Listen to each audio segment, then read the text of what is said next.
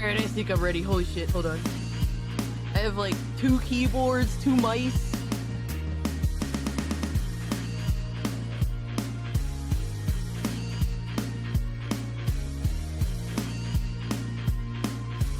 Move the fuck over. Oh my god. This is a dress rehearsal. What? Yo, son, are you good for this? I think I'm good. Holy fuck. What's up, y'all? Alright, let me make that smaller for now. Here.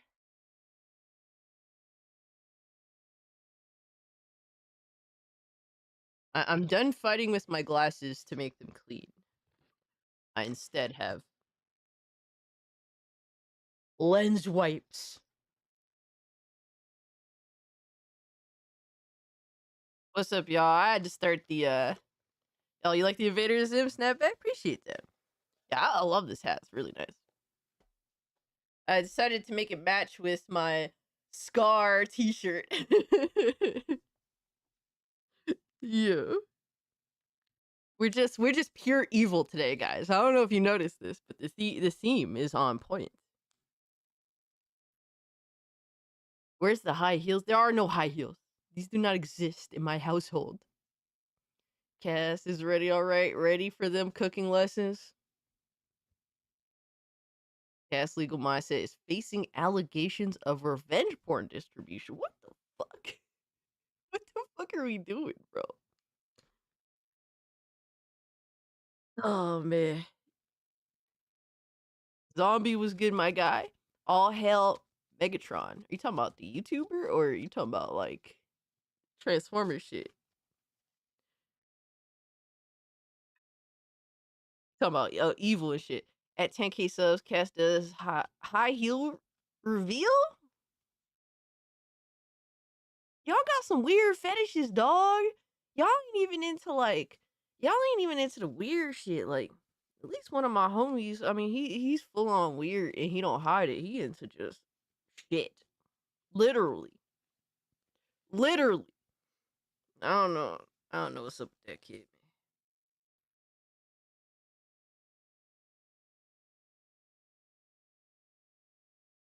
I will not describe who.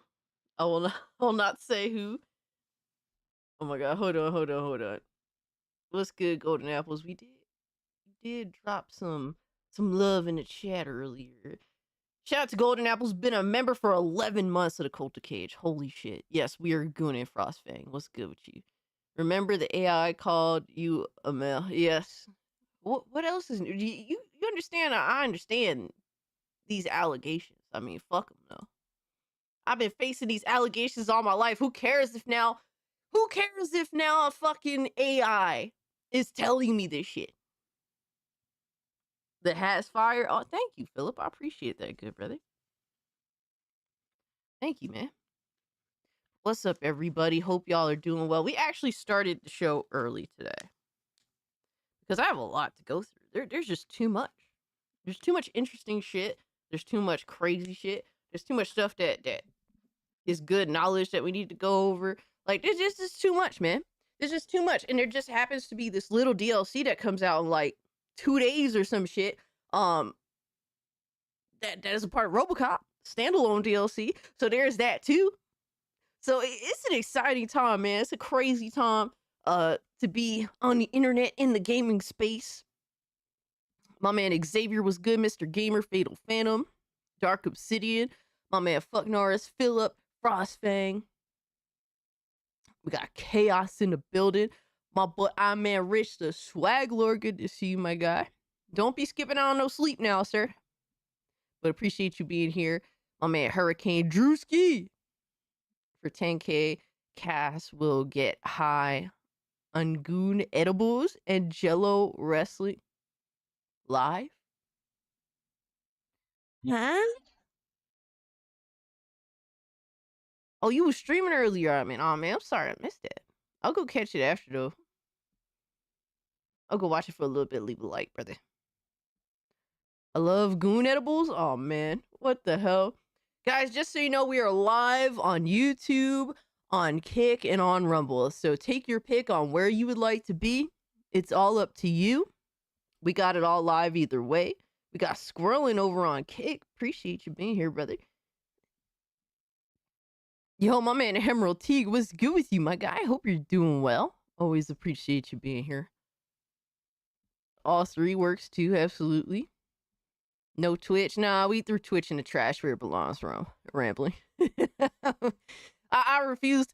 Honestly, it sucks because I have a few homies over on Twitch that's their platform, and I just do not pull up on Twitch anymore. Until they fix their shit. And we went over, particularly on Secret Gooning, why I don't fuck with Twitch. So yeah, unfortunately, Twitch makes itself a unusable platform. Because the rules do not scale to everybody. Matter of fact, you kind of have to be a terrorist to secure your spot on the platform. or a terrorist propagandist, I guess. I don't know what the fuck have you, but I'm good on all that. They would get rid of me just for being funny. So I'm good. Yeah, Twitch is a shithole. Yo, we got my man Trunks pulling up with the 5 gifted. Yo, what is good, my boy? Holy fuck, dog. Welcome to the Goon Gang.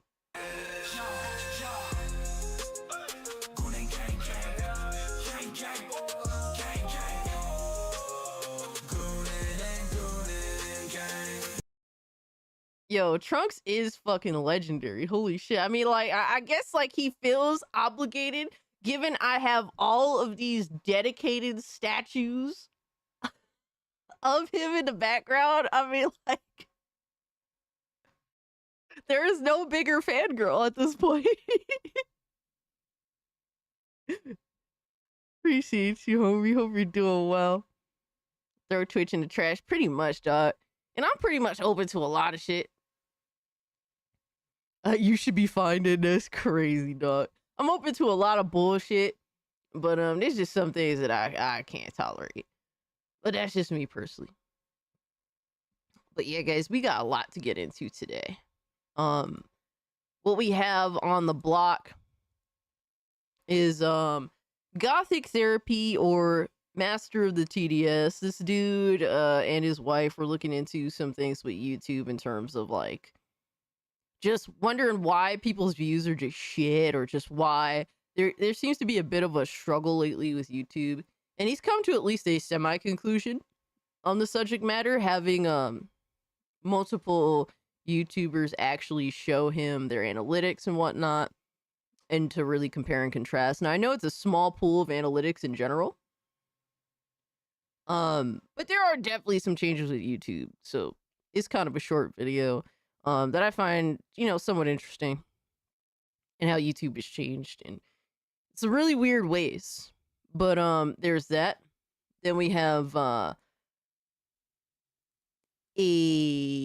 ex-co-founder of Xbox, being Laura Fryer, who she recently put out a video discussing the future of Xbox and how, there was a lot of criticism in it from her. But I will say I've watched the video myself. We didn't watch it here live on Secret Gooning or Twilight Zone of Gaming.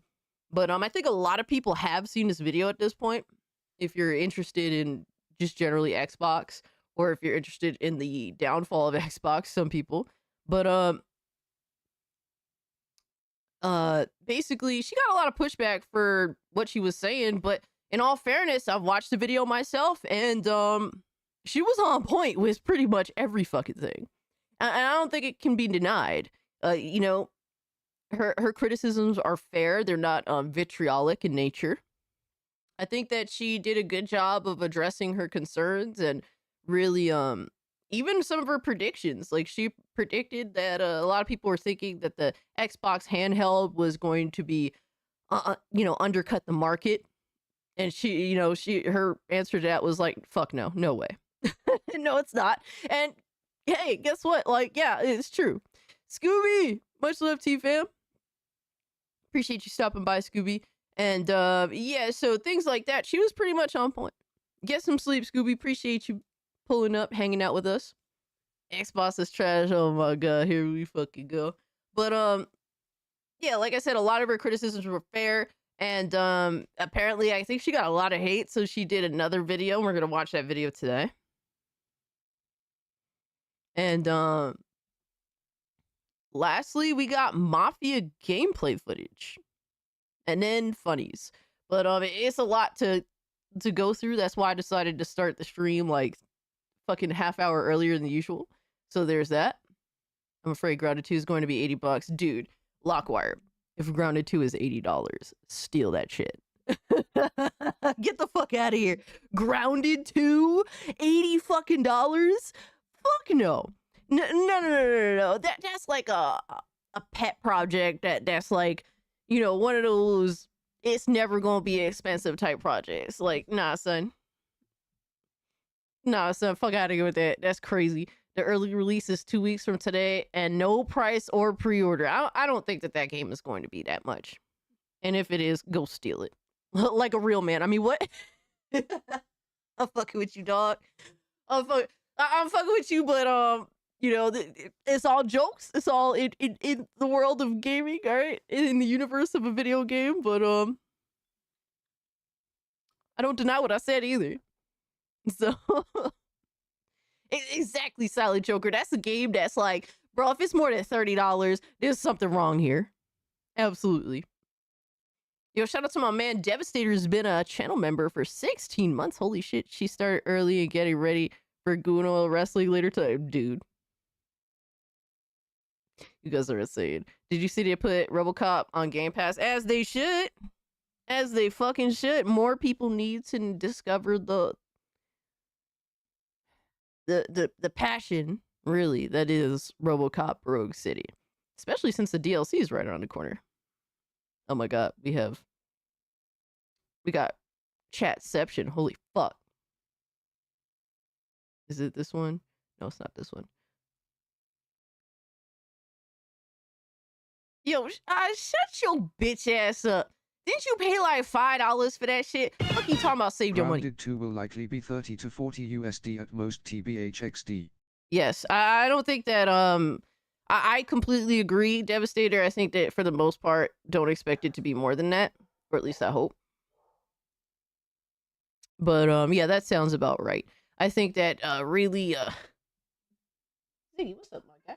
I think really it's just more so stupidity as to why there's no pre-order or established fucking price point for the game yet. Or maybe they just want to keep you in the dark in hopes that you'll instead go with Game Pass.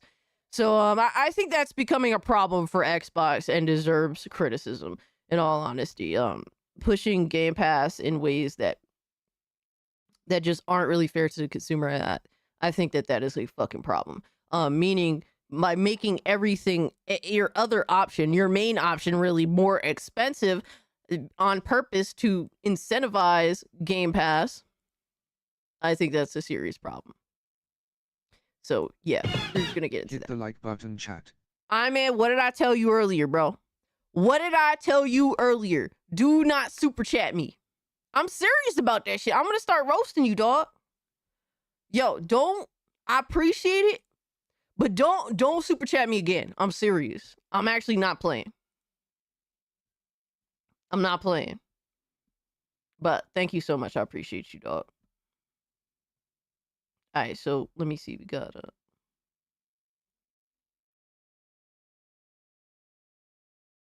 we setting up, baby. We still setting up a little bit.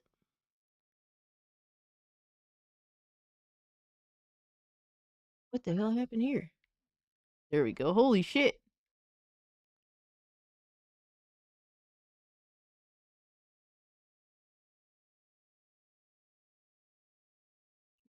Right.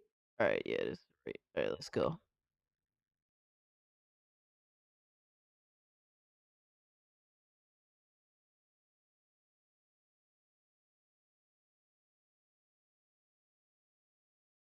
Casper's chat Minecraft. This ain't chat Minecraft, is it? I don't want the handheld Xbox. Of course, you don't want to pay, bro. Oz, you were just crying that you spent like $5 to $10 on RoboCop Rogue City. Of course you don't want the Xbox handheld. What the fuck are we talking about here, dog? Yo, you sound insane. that you're literally crying about $10 you spent like fucking 2 months ago. Holy shit. Hold on. I gotta turn on this AC because I'm already getting heated. Fucking heated up in here. Ziggy, move over, bud.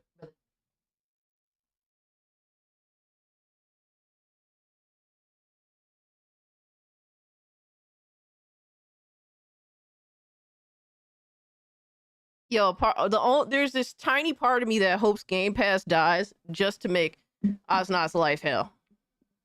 Just because. Just for that alone. The only reason why. That motherfucker deserve some smoke, bro. He really do. Got a quote from Be Quiet. For a new front panel I/O module. This Unga Bunga part cost almost $30 not including shipping on. And also Holy it shit. might be coming all the way from their HQ in Germany. Oh man, wow. Dude, that sucks. I know that your USB front, you said your USB front panel fucked up. Oh man, I felt for you, dog. I was like, oh my god, if that shit happened to me, I would lose my shit. Okay, that looks like a female version of the old Harry Potter in the mirror. Holy shit. True. I mean, it's not a mirror though. No, the person on the screen is looking at a screen. Hold on, let me get a sip of coffee. Let me get a sip of coffee. Yeah, Oz, you are single-handedly the only reason I can come up with wanting Game Pass to die. That's just me being honest, because I just want to watch you suffer, bro. just a little bit. Yo, I think Oznot would never buy a video game ever again. He would find ways to justify every video game just being shit. On purpose. But yeah, guys, first video we got here is from Gothic Therapy. And her husband's also featured on the video, being Master of the TDS. Shout out to them. But they said, clickbait is dead. YouTube has changed. Engage or die. And this is a big deal to a lot of creators. A lot of creators are feeling, the pressure of adjusting to this change. And it's something that's been implemented around June time period. And even me, I was kind of struggling with it. But to be fair, I was kind of struggling a little bit before that too. But like June, everything just got so much worse. It was to the point where I was just kind of shit posting because I didn't know what to do. Because honestly, I just did YouTube very freely at my leisure, doing pretty much what I wanted within reason, like trying to learn and get better. But at that point, it just became one of those things where it's like I noticed something's wrong and I don't know how to fix it because I've never been I never learned how to do YouTube in any way other than just shit posting and getting better at it. So that was really my struggle. I've never been told how to do YouTube or like what I need to do specifically. It's always been just me winging it, and it's worked out for what, like 4 years now, give or take. What, I started in 2021, I think, toward the end of 2021, so it's about to be 4 years, I think.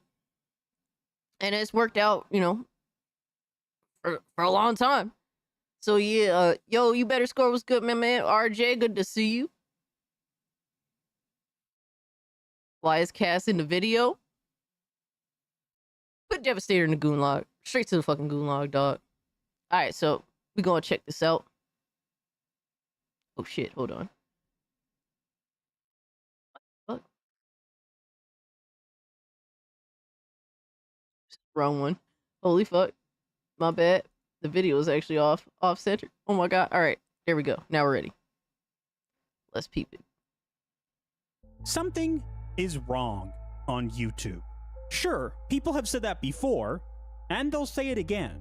But lately, channels across the platform are reporting the same thing. A sudden, brutal drop in views, subs, and engagement. Maybe it made you wonder if you were out of touch. Maybe you thought you did something wrong and YouTube was punishing you. But dig deeper, and you'll find the truth. It was never you. YouTube changed the rules. And I will say this, like, yeah, YouTube changes stuff, but people could do better too.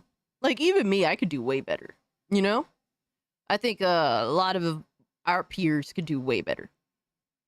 But a lot of our peers honestly have no direction too. Yo, what's up, Frag Monkey? You seen the Epstein videos? I don't think I have. Oh my god, Balvier's like, yes, you can. Of course I can. But like, I have to do it within reason. You know what I mean? No prison could hold me, giggity. Oh my god. Hope There is two no of them. one would notice. What's up, Red Chaos? The era of clickbait is over. Welcome to the new YouTube.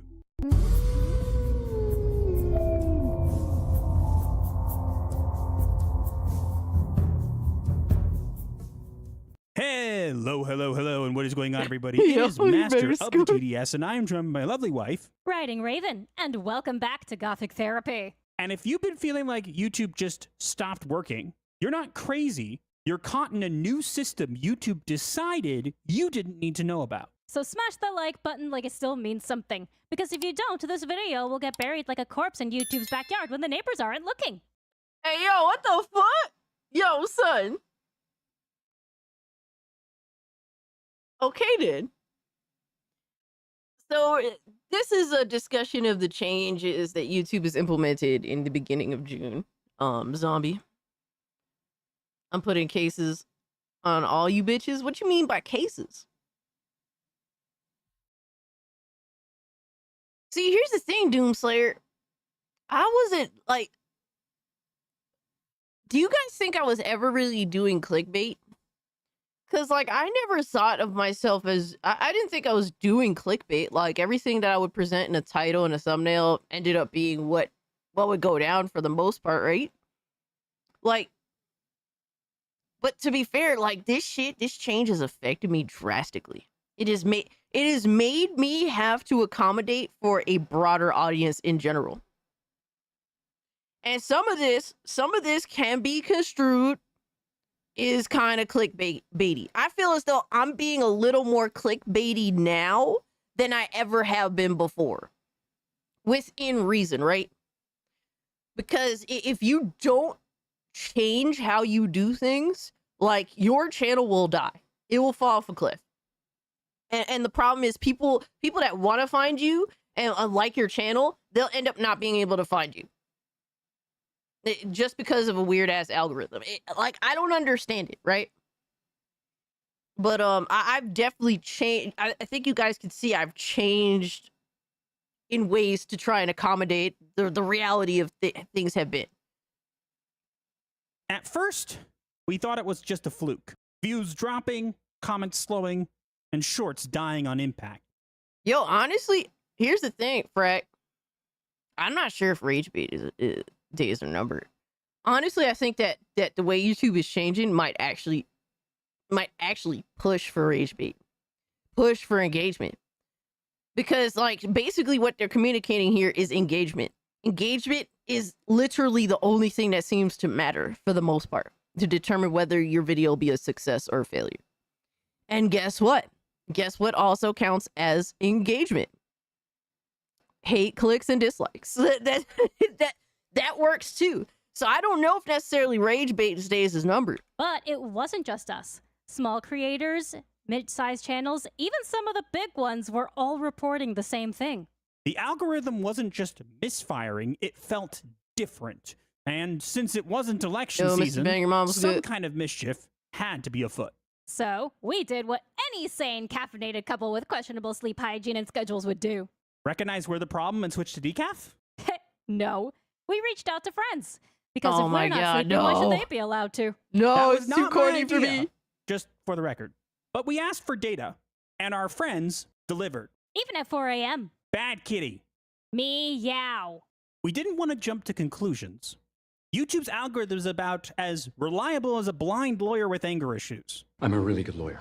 So we pulled real data from 5 channels. Channels of different genres, different sizes, and different upload schedules. It didn't matter. The numbers lined up like suspects in a police lineup. Except every suspect was guilty. Top 20 videos in the past 90 days across 5 channels showed the same pattern and the same result. There was a 96 to 100% correlation between total views and engaged views. So Wow. That's fucking crazy. That's fucking engaged views are the same as public views now. I don't know, and they have 5 channels, right? And obviously they couldn't get like a mass amount of people to indulge in giving them their analytics, obviously, because some people keep their analytics secret and shit. I mean, most YouTubers don't really reveal their analytics. But that's kind of weird. Yo, we got a Hypno raid in the building. Yo, fucking Hypno playing that Death Stranding, yo. Shout out to Hypno, man. He playing the OG window. He playing the OG shit. Shout out to him, man.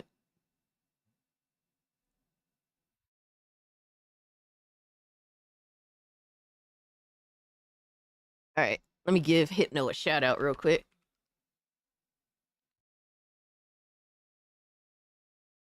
Appreciate you for the raid, Hypno.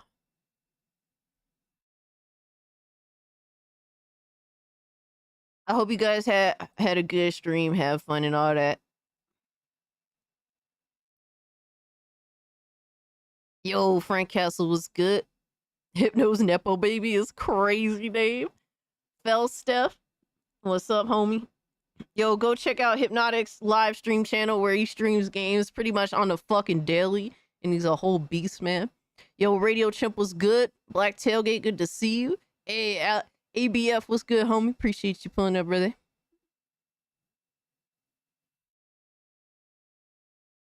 Guys, for anybody who doesn't quite understand this, so your public views is what everyone sees, right? Oh my god, Schizo Sweets. We're putting you in the fucking good log, brother. And then they're saying it's pretty much almost identical to engaged views. So what does engaged views entail? So that would be like, a sub. What else counts as engagement?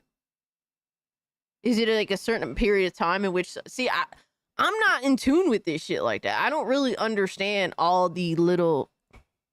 The little nonsense or the intricacies that is like how YouTube is. We gotta raid this grouchy old lady. Oh my god, C3. Says the grouchy old man. Comments too. Yeah, exactly, Frank Castle. See, I don't think rage bait is dead, y'all. I think, matter of fact, YouTubers might they might go to that even more than ever. Because when you put out outright rage bait as a video, and for me, I love trolling. I like making people mad. When I make certain videos, I know who's gonna be upset and who's not. You know what I mean? But even so, even despite that, and if you guys can look, engagement matters. If you can, hit the like button. But grouchy grainy cast is crazy. But you know, I still make the videos that I want and say exactly what I want to say. I just know who is gonna make mad and who's gonna be cool with it at the end of the day, right? But just look at engagement. You get likes and dislikes count, comments count. Who's more likely, besides your core audience, who is likely to comment? People that are mad at the video, that want to tell you that you're full of shit, Cage. Look at Cage.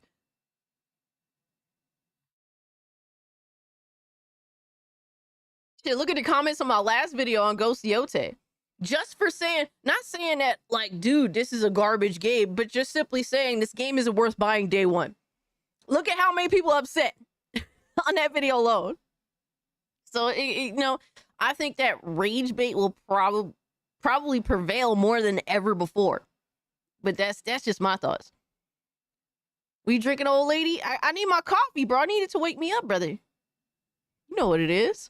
Yo, you know I always gotta have a cup of coffee with me. This guy is number 2. What the hell does that mean? What you mean, number 2? Ghost of Yogurt. Oh, man. Yo, Benjamin, what's good, my guy?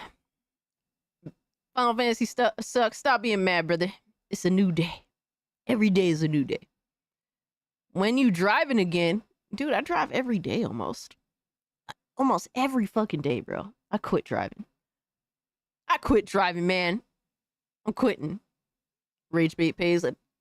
Greatness awaits. Hey, at this point, it seems like it might actually be the case. More than ever. More than ever. Yo, shout out to Tongue Biter. Just dropped a gift and membership. Thank you so much, my girl. Let me give you a little shout out.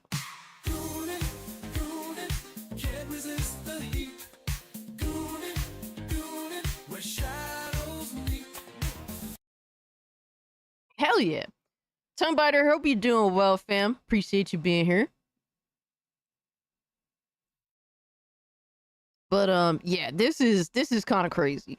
Now, this is only, but also it's worth expressing, this is only across five channels. Now, they've said that the channels that they chose were specifically different genres of channel and different, like, you know, different levels. So there's like one channel has 15K subs, one that has 1 million. So like it's anywhere between all that. So if a viewer didn't actively engage with a video, their view no longer counted at all. YouTube changed what a view is. It was rolled out quietly, framed as a shorts update, but it's yo, and that's crazy because the thing that's sad about this is that they didn't even inform anybody. They just, apparently this was rolled out on like the 1st of June as a shorts update, but they didn't inform anybody on one of the pretty much the most important thing about YouTube, which is the views were changing and what counts as a view is changed. They didn't say anything. So that's crazy, bro. Is making a video on it rage bait? You better score anything can be considered rage bait, right? Anything, because guess what? Everyone gets butthurt about something, it feels like. Dude, I can make any video that I want. And the only reason I make the videos that I want is just because I want to do them. Right? And someone's gonna be mad about it. Someone's not. Nobody's gonna be happy. You know, like me. What do you? Not nobody's gonna be happy, but not everybody will be happy about anything that I make. So, and you just grow to accept that, and you just do what's true to you and true to your vision. That's it. You just talk about what the fuck you want to talk about, and whoever's mad about it, let them be mad. That's all you could do. Way bigger than shorts. So, what is an engaged view? Well, it's the kind of view that YouTube I will say this. I reserve most of my rage bait for Twitter. actually counts now. Not the number you see on the public counter, but the number they track behind the scenes. So click doesn't mean it's a view anymore. The watch time must be long. The engagement is required. No interaction means no view. Ghost views don't count. Damn. Basically, if someone clicks your video, watches most of it, and either likes, so wise. comments, No, or I'm not. subscribes, congrats. I'm That's always an a student in the engaged game, view. man. Anything less might as well not exist. And here's the twist. Based on the data, anything less than an engaged view actually does not exist anymore. Just a ghost in the algorithm. That's why our numbers show a near perfect match between engaged views and total views, because they're now the same thing. YouTube changed the rules. You don't get credit for being seen, only interacted with. It used to be engagement boosted a video, and now no engagement, no view. So my question is, what if someone engages in more than one way? Does it count as 2 views? Thank you, you better score. I love this hat. This is a dope ass hat. I even like the material's really nice too. It's like kind of soft actually. Sounds like something a gangster would say. You got that right, rage bait on Twitter. Yo, because that's what Twitter does. Is anything more deserving on Twitter other than rage bait? Of course I rage. I'm such an asshole on Twitter. If you know me just for Twitter, you're not gonna like me. Honestly, first and foremost, like that's and to be fair, I've always been like this before I even started doing YouTube. I have always been the asshole that would put fucking rage bait shit on Twitter. And if you just know me from Twitter, you don't like me. That's just what it is. And I understand that, but I've always been this way even before doing YouTube. I've had another personal Twitter account. Craziest thing about the update is that it banned no one, not even YouTube. It been no one? Dash, I don't understand what you mean by that. It benefits nobody, mean? So now ponies need to be entertaining, dear God XD. Dash, thank you so much for the 5, brother. I think you're saying it benefits no one, not even YouTube. Well, I mean, there could be multiple things in regards to this that I question. Benefits, I got you, Dash. Appreciate you, bro. There's things that I'm considering, that different angles too. Especially with talking with one of my homies. But shout out to you, bro. Appreciate the 5 and Devastator. So now ponies need to be entertaining, dear God. Thank you so much for the 2. No, the ponies can continue to be assholes because they're gonna get engagement anyway. That's just what it is. Like, I think that this is going to encourage some people to continue to be more vitriolic in general. Especially in a console war, even though there's nothing to argue about anymore. It's like, I don't know why you argue with me, brother. Argue with your mama, bro. It is definitive that PC is the best gaming platform. Sorry, not sorry. Like, there's nothing else to say other than you just need to accept reality and move the fuck on with your life. If you like the simplistic form of gaming, continue to game on your precious console. But if you actually want something good, I mean, that's all it is. That's the only difference.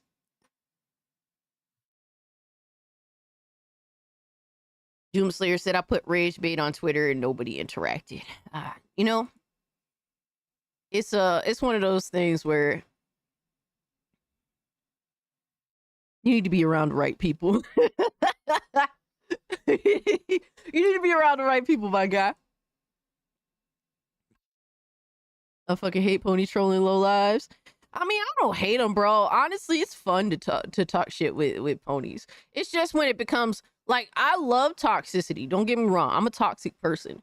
But you won't catch me doxing people. You won't catch me doing all that fuck shit. You won't catch me posting about people's family members. Like, nah, there's levels to toxicity, right? I like that old school gamer toxicity, right? That's what I'm down for. Nothing more than that, really.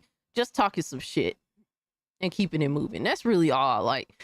But you're right, Cass, but 2 things can't be true. No, that's fair. I mean, look, man, I don't have hate for nobody. I just like talking shit to them. That's it, really. Where did you get your hat? Me and my wife love Invader Zim. I believe I got it from Spencer's. Yeah, I did actually get it from Spencer's. Just don't, if you don't know what Spencer's is, just don't walk into the back of a Spencer's and you'll be fine. If you ain't cheating, you ain't trying hard enough, yo. Shout out to Eddie, man. End of story. Back in 2024, YouTube said they wanted to kill clickbait, and well, they did. Schizo Sweet says, can't stop playing on Xbox Series X. Thoughts? My condolences, brother. My condolences. Nah, you do you, dog. You do you, dog. All right. Sylvie, 2024, YouTube said they wanted to kill clickbait, and well, they did. They just covered up the murder, buried the body, and hoped no one would find it. Yeah, like, bro, it's crazy how they don't say anything. They don't actually inform anybody that they did what they did. And that's the most, like, that's probably the most egregious thing. And the thing that makes me the most concerned is that they're hiding their bullshit. Cass is on that 360 era, COD lobby toxic. Absolutely. But besides the extremely derogatory terms, we, instead of the gay F slur, we use homo sapien here.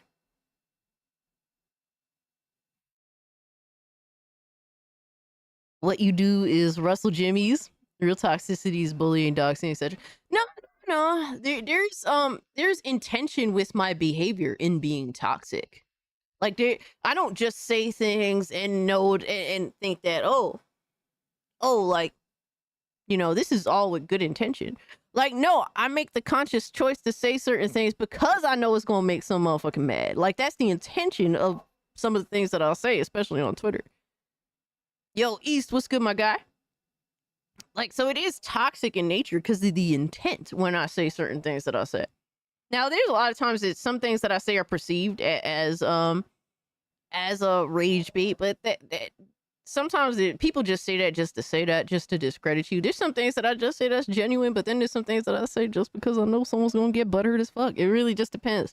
It depends on my day. Depends on my mood. Until we dug it up. The corpse and the data doesn't lie. We tested this across 5. So, East, we're talking about the changes that YouTube has made to what even counts as a view now, because YouTube has silently changed basically the most important part of YouTube, which means that unless you can get a viewer to engage with your video, it no longer even counts as a view. So we're dealing with this shit now. So 5 different YouTube channels from 15,000 subs to over 1 million.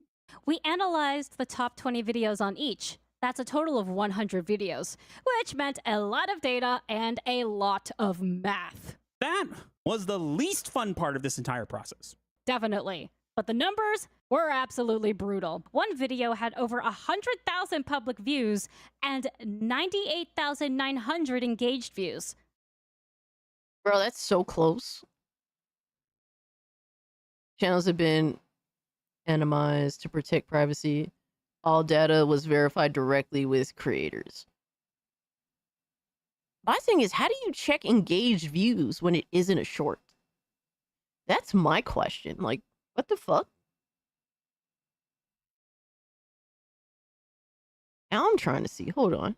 How do you check engaged views?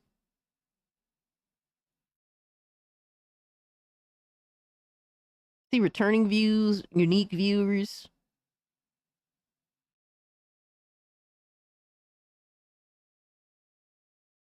Now it's all about engagement views. Yeah, like you have at this point, if you can't get your core audience to at least like the video, like your video is gonna die.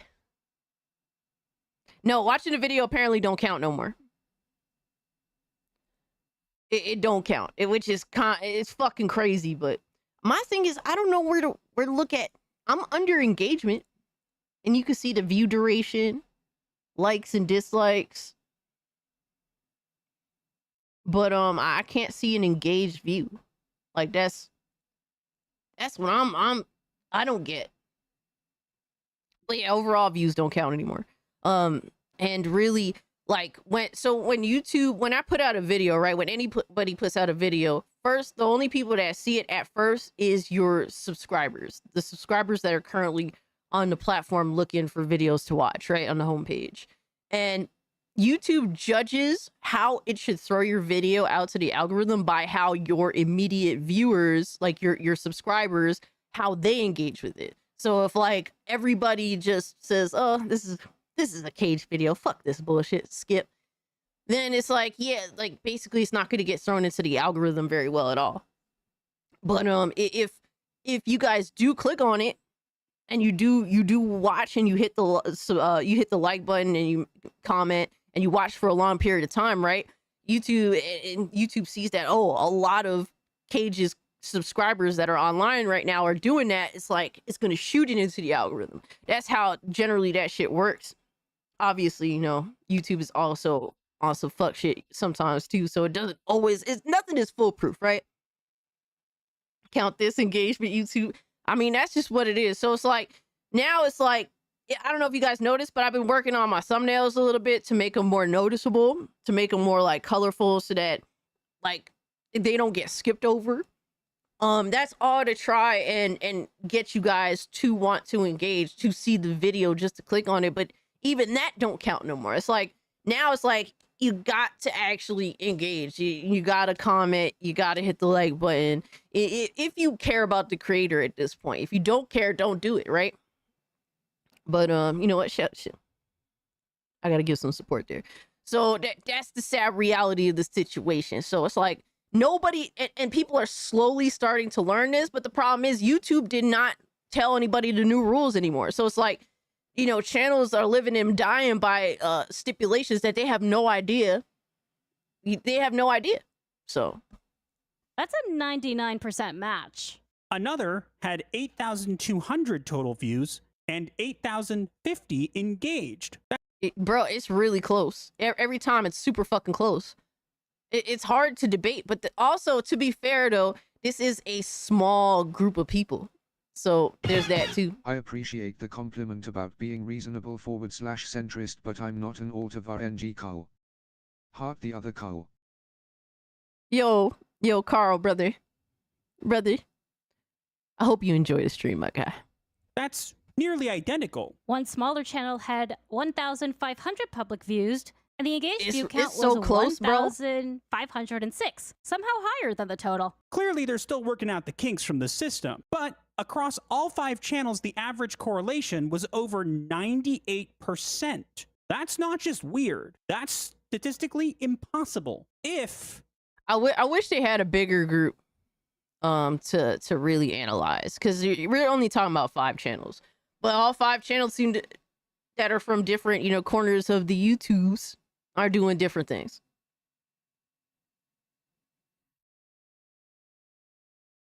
Yeah, I mean the analytics, despite being they're doing different things across YouTube, but the analytics are kind of the same. That's the thing.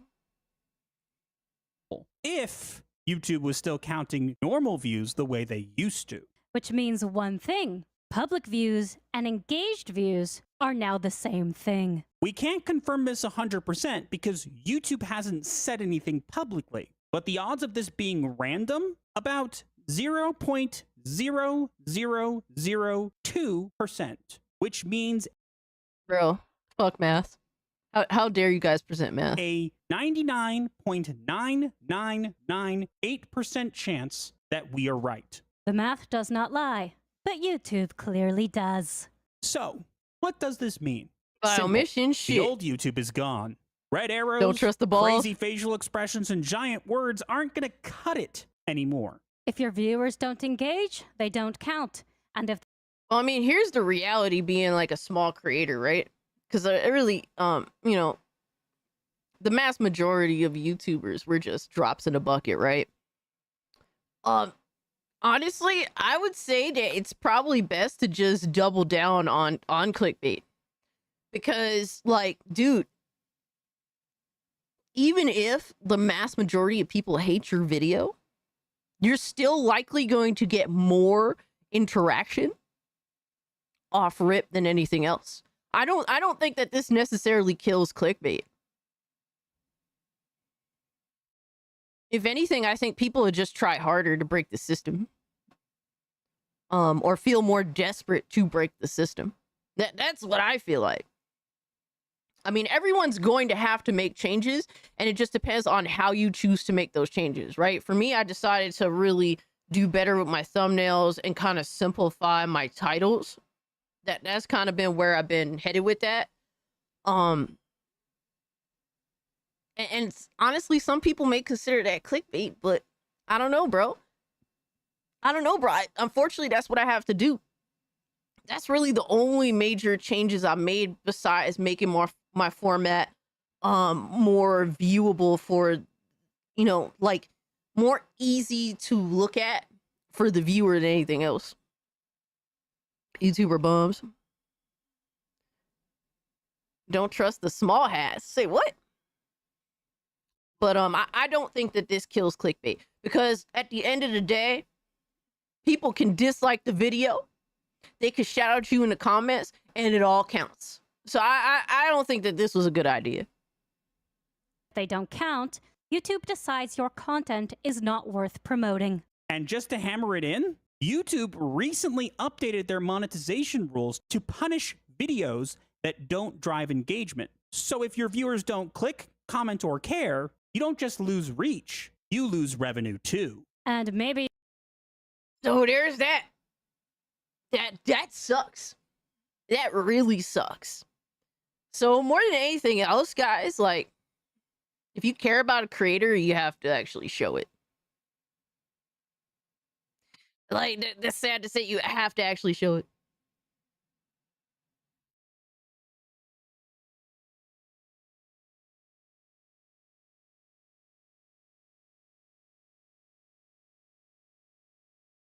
So that's what it is. Like, it's good to know the rules of engagement at this point, because YouTube was not telling motherfuckers that. But yeah, they will punish you for. And I've been bro, I didn't understand the rules or really understand what it is to convince someone to engage. Like, not even necessarily at face value, but like in the back of their mind, right? Rip X-Vault videos down. But from what we're seeing, at least from this small study, it's definitely a small study. I wish it was bigger. I wish it was like at least like 30 channels. But this is between 5 channels comparing metrics. Strange metrics to prioritize, maybe their attempt to combat bot views. Yes, Nissan, I think that's definitely the case. It could also be considered that this is to skim off the top of creators too. Because most of the time creators, for me personally, I put for my videos, so live streams I don't include ads, right? I just want the live stream to be a seamless experience between me and the viewer. But with videos, I just have ads in the beginning and at the end of the video. Nothing in between. And YouTube wanted me to change that, but I said no, go fuck yourself. Because we always know when YouTube changes something, it's usually for the worse. For the creator and the viewer, they don't give a fuck, especially when they're trying to push, they're trying to kill ad blockers entirely. But, what was I gonna say? But I think this is also to skim off the top as well. Because if a viewer, if you as a YouTuber, you have a ad in the beginning of the video, and the viewer looks at the ad, then watches, you know, the first 30 seconds of the video and says, oh, this shit ain't for me, fuck that, and clicks off, well, they still viewed the ad, so YouTube gets the ad revenue, but you don't get the views, therefore you don't get the ad revenue, I would think. And what counts as engagement anyway? Do the ads count as engagement? Maybe that should be the case too, man. I don't fucking know. I don't know. There's a lot of shit that we still don't know. But I think that it's definitely a 2 birds, 1 stone with combating bot views for sure. But got rappers podcasting on YouTube, yo. Some people realize that's the only way. Too many YouTubers taking advantage of this shit. It isn't enough time to watch every video I sub in my sub feed. Nah, I understand that for sure.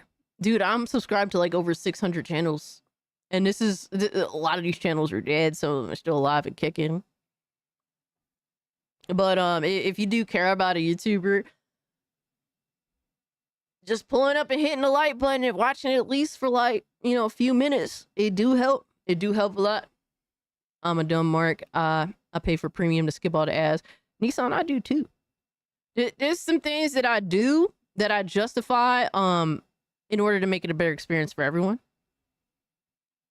I like, because you guys, you know, it's one thing, like, it's one thing when you receive money as a YouTuber, but I do just pay for certain things because I could justify it because you guys give, right? Like I pay for Restream because I justify it that you guys give, and I have to put it back into the channel to give you more access to different platforms you want to watch, you know, you want to watch my stream on, right? I pay for YouTube Red, so I don't have to deal with ads or any of the bullshit with that when we're reacting to stuff. Like, all this stuff, like, I have to justify this one way, and I try not to be cheap with people, especially with people that aren't cheap with me, right? Can I give you guys a cheat around ads? I mean, shit, share away, brother. Share away, good brother. YouTube fucking itself over like it always does. No, I think they're really skimming off the top. I think that that's what they want more than anything else. I think that they're trying to steal as much ad revenue as possible and skimming off the top of that first ad. And someone brought up to me, shout out to them, maybe you should just put the ad like 2 minutes in instead of like in the beginning. And I don't really know how to curate an ad, but hey man, maybe that might be the way, Loki. I always get 5-second ads from this technique, for real? Damn, that's crazy. I always like a video at the beginning and leave it in the background. I'm doing something like washing dishes. Hell yeah, bro. And that little thing you do, Silent Night, helps a lot. You have no idea. You have no idea. But if you love a creator of any kind, right? Any creator, me or anybody else, right? The important thing is to engage. If you hate me, the important thing also is to engage. That's just what it is. Even worse, you lose visibility without even knowing it. Because if Yeah, that's the YouTube's struggle, man. only counting engaged views now, your actual view count could be double or triple what is showing. But if no one interacts, it's like those views never existed. Yo, that's crazy. And the more mainstream like your video becomes, like the more visibility it has, like the more views it's getting. And so who knows what your views actually are at the end of the day, right? We're not here to fearmonger. We're here to warn you because no one warned us. So if you want to keep creators like us alive on this platform, smash that like button, leave a comment, and share this video with other creators. You're not cursed. You're in the new tube. And in the new tube, engagement is mandatory. Yeah, I think overall it's like I mean, I think it wouldn't be so bad if everyone knew the rules, but unfortunately they don't. So that's the struggle. Yo, Hani, what's good, homie? But if you love a creator, you got to engage with their content directly. You can't just you can't just click on the video and just fucking let it play for 30 seconds and then move on. Like, that's not how that works. Sadly. They lied. I'm so cursed. E says, shout out to you for being on point because people are asleep. Dude, it ain't even me. Shout out to Gothic Therapy and Masters of TDS that did the research, man. They both have their own YouTube channels. They're both on Twitter. So if you guys want to keep up with them, they did the research, man. I'm just introducing it to the people. So at least you guys know the stipulations. I know the stipulations because for the past like month and a half, everyone was just fucking confused. And it's sad. It's sad that channels are suffering due to YouTube's nefariousness. Honestly, that's all I can say. When you change the rules like this and you don't tell nobody, like this is some nefarious, disgusting ass, bitch ass behavior. I mean, YouTube just act like a bitch. I mean, I don't know what else to say. Like YouTube does everything in its power to cheat on you with you know, major fucking corporations at this point. It's not YouTube, it's a fucking, I don't know, it's CorpoTube, man. That's what it is. And I remember making a video on this like fucking years ago, like when I first started my channel. With CorpoTube being what it is. It's crazy that it comes to fruition more and more as time goes on. But that's just what it is, man.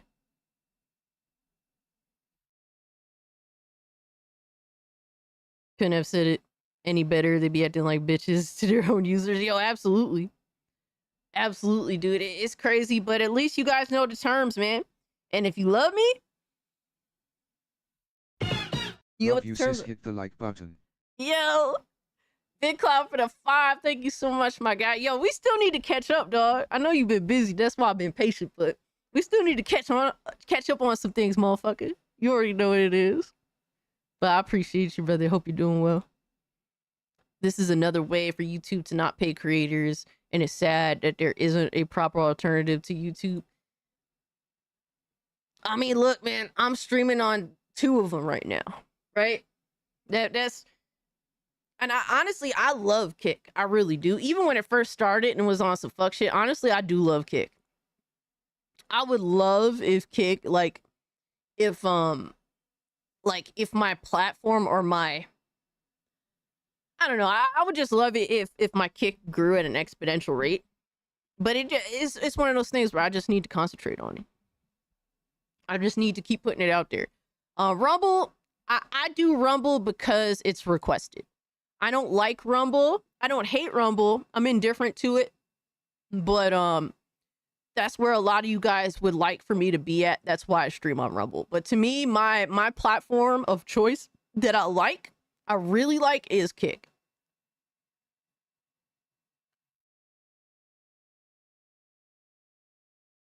But it's a shame because offering an alternative hurts you too. It hurts you too. That's the shit thing about it. I need a Kick TV app. I don't blame you. I ain't mad at you about that. We appreciate you, Cass, speaking the truth. And yeah, YouTube is soft. They be giving out warnings and timing out people's channels for saying the truth. Any little word that offends them, they trip. Yeah, Neon, you ain't lying, bro. I understand. I get it. I remember getting like a little warning for like a little comment that I put out. Like, I'm like, what the fuck? Like, why y'all gotta be bitches, man? It's so lame. Like, you know, it's like you can't have a real conversation. It has to be some fake shit. You know? It has to be some fake shit just so it gets by with the algorithm. I think I might make a Rumble account sometime. I don't blame you. I don't blame you. Honestly, I don't post videos on Rumble. I just don't have the time for it. If I didn't, and to be honest with you, if I didn't if I didn't have a job, I probably wouldn't post on there anyway. I'm not gonna lie to y'all. I'm not gonna bullshit y'all. Y'all know I won't bullshit you. I just don't see the validity in it. I just do the live streams on Rumble. Just came here and liked the stream. Did I miss anything? Well, we were just discussing how now engagement is the only thing that makes a view count on YouTube now. So if you care about creators, you got to engage with them. So hitting the like button was a big W. I appreciate that. How late am I? I know where is Hell Alchemy, but appreciate you being here nonetheless, my guy. But that's just what it is. That's just what it is. And my thing is, like, can we know how much time? Like, can someone watch a whole fucking video and it count as a view if they're there for like 10 minutes plus? Like, does that count as a view or no? Like, you would think, I don't think so. But, it wouldn't surprise me at all if, it wouldn't surprise me at all if it didn't count. But it's crazy if you're there watching that shit for like 10, 15, 20 minutes. Like, what the fuck? I don't know, man. Hey, Alchemy's a fucking G, as per usual. We got the normal name again. Hey, let's go.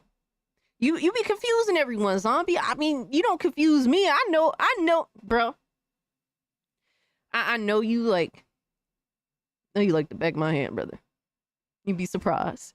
You be surprised. When I saw that fucking Joe from Seattle, I'm like, yo, that's Zombie. That's Zombie. That motherfucker be watching that dude like crazy. But yeah, that's the takeaway from all this. If you like a creator, engage with them. Write a comment. Even if it's an emoji, hit the like button, all that shit. You have no idea how much it does help. And YouTube is making it blatantly clear that if you don't engage the creators that you like watching, they'll die. Their channels will die. They will be seen less and less in the algorithm, and they're fucked. So that's what it is. And I definitely experienced that. And really, it's out of my own ignorance, not understanding how YouTube is or how to get engagement. So I've been working on that. I've been trying to make overall better content that you guys want to go out your way to see. And a lot of that, sadly, is surface level, like a title and a thumbnail. A lot of it honestly is. It's like the stuff that the back of your brain registers. But then, you know, just getting someone to click is one thing, but getting them to stay and engage is another thing. So I've definitely changed up the format of my videos a little bit to try and make that experience worth staying for. So that's what it is. Joe from Seattle is goated as fuck. Make sure you go support him, my guy. Make sure you go engage with his content if you fuck with him. That's what it is at this point, man. That's the sad realities. All right, so let's switch it up a little bit. Let's watch a little gameplay. Jacksepticeye has been going through this exact thing. I'm pretty sure his videos are barely reaching his audience nowadays. Yo, it's crazy. If you're super mainstream, like honestly, it makes your channel look like dog shit. And I noticed what's his name? Megatron, I think his name is. I watch his videos from time to time. And he was saying like, dude, I had to go from making like 7 or 8 videos a month to making like 22 videos a month, because people were asking him like, why is your channel dying? And he's just because he was getting less views per video, right? He was like, no, my channel isn't dying, it's just YouTube's changed, so I had to change with it. Now to accommodate, you know, instead of making one giant ass video, I have to make multiple smaller videos and upload, you know, every other day or every day. And that's just what it is. And he's been around forever. So he wants to continue to be around. And with that, he has to accept that he needs to change some things, even if his viewers don't like it. A lot of his viewers preferred the more long form content that he was doing, I guess. And I get that. And there's some things that y'all might not like about me that I start doing or change up a little bit. Like I don't even know, bro. I'm considering whether I should even like ask people to like the video earlier in the video at this point, because it's like I don't know if it helps, but for some YouTubers it seems to. When you do outright ask for people to hit the like button earlier in the video, I don't fucking know. I don't know. So it's like I want to stick around. I don't want to fucking do anything that I feel is undignifying of me. You know, there's always limits to everything, right? But I don't know what to do in order to continue to grow at the rate that I think is reasonable. I don't want to grow too fast. I don't want to grow too slow. So I don't know. I've seen it happen with channels I watch regularly, so I had to start commenting to keep them in my algorithm because subs and likes aren't enough anymore. It's sad to say that that's the case, man. It is sad to say. But next up, guys, not to continue to wallow in YouTuber pity. No, but for real though.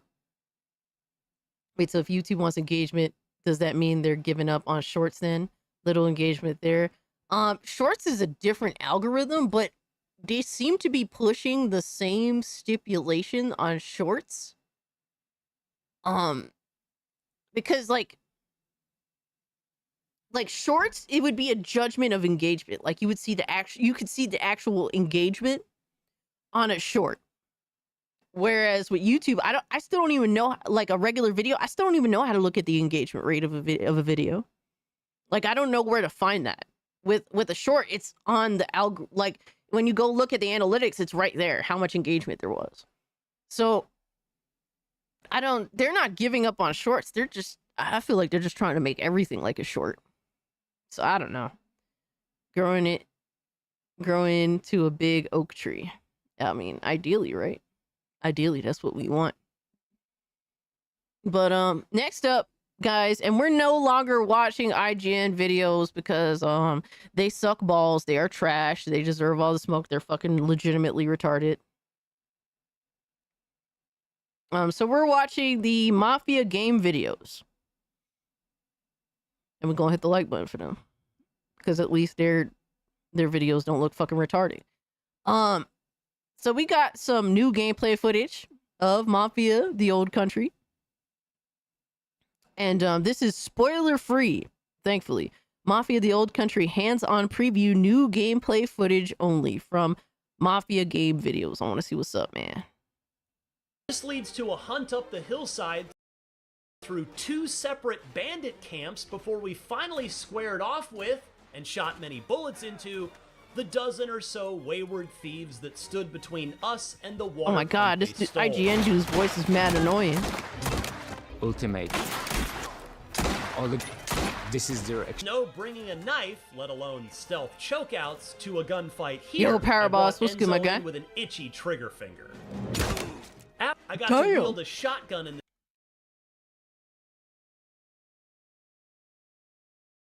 Yo, the way that person died. There's like 0 death animation in this game, it feels like, except for the explosive. But then that death animation looked terrible. In this segment, and found that it packed a satisfying punch. There was a trail of bodies left in Enzo's wake. Complete. The familiar third-person cover-based shooting gameplay will be instantly recognizable, not just to... People will be surprised how much range certain shotguns have. You'd be surprised. Some shotguns can have crazy fucking range that you wouldn't expect. Mafia series regulars, but also anyone who's played a good third-person action game in the past decade. The old country isn't breaking the mold here. Trigger. Whatever the number is, it didn't feel like a story that was going to be wrapped up in a tidy 6 hours.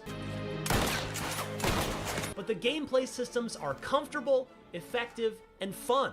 Shooting into a bound by blood, fully vetted member of the Teresi outfit who's got the green light to do anything he thinks needs to be done for the good of the family. Bro, he waits for him to start shooting to run up on him. Minecraft and catching up on fanboys? Hell yeah.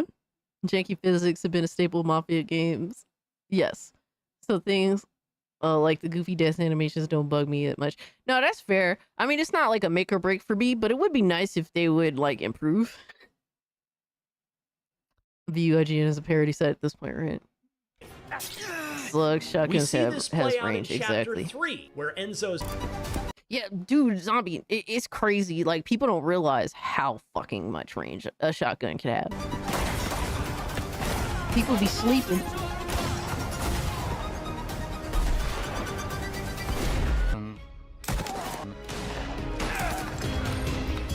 Anyway, Manuela pulled a knife, introducing me to what is, as I mentioned earlier, perhaps the weapon... Bro, Resident Evil 4 shit? That what we doing, Resident Evil 4? We're doing Resident Evil 4 shit, I guess. ...that Mafia the Old Country puts the most importance on. You can unlock and earn new knives, and each has unique modifying properties. I did notice giving you that. a reason beyond the cosmetic appearance of each blade to choose a specific one that suits your combat preferences. You've got a lot of moves in a knife fight. Thrusts, slashes, parries, and dodges. Like in the Batman Arkham games, heavy attacks can't be parried and must instead be dodged. And there, I was having trouble. So they pushing knife fights. So Mafia 2, they was pushing like the just general like a fight, like a slugfest. That was like the, you know, that was very particular segments of the game. Now it's just outright knife fights. That sounds cool to me. I mean, I could dig it. If you're within like 50-yard buckshot, can definitely drop a motherfucker. Damn. Looks decent, right? I'm on the fence. Yeah. It shows in your effort how much time and effort you put into each video stream. We appreciate you keep doing what you're doing, and we here for you. I appreciate that, Neon. Thank you so much, my guy. I really appreciate that. You have no idea. Yo, Philip becoming a channel member. Holy shit, brother. I appreciate you, dog. Thank you so much, man. He's a part of the mainstream, baby. Trouble timing my parries just right in the ensuing battle. A stabbed, double-crossing business partner. I do appreciate that there are I'm right there with you, bead Gamers slots Republic. on your rosary that... Oh my god. Oh my god. Some people are gonna fucking lose their shit on this. There's rosary here. How dare you?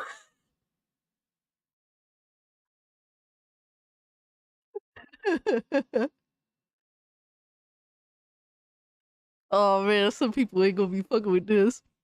They gonna definitely feel some type of way.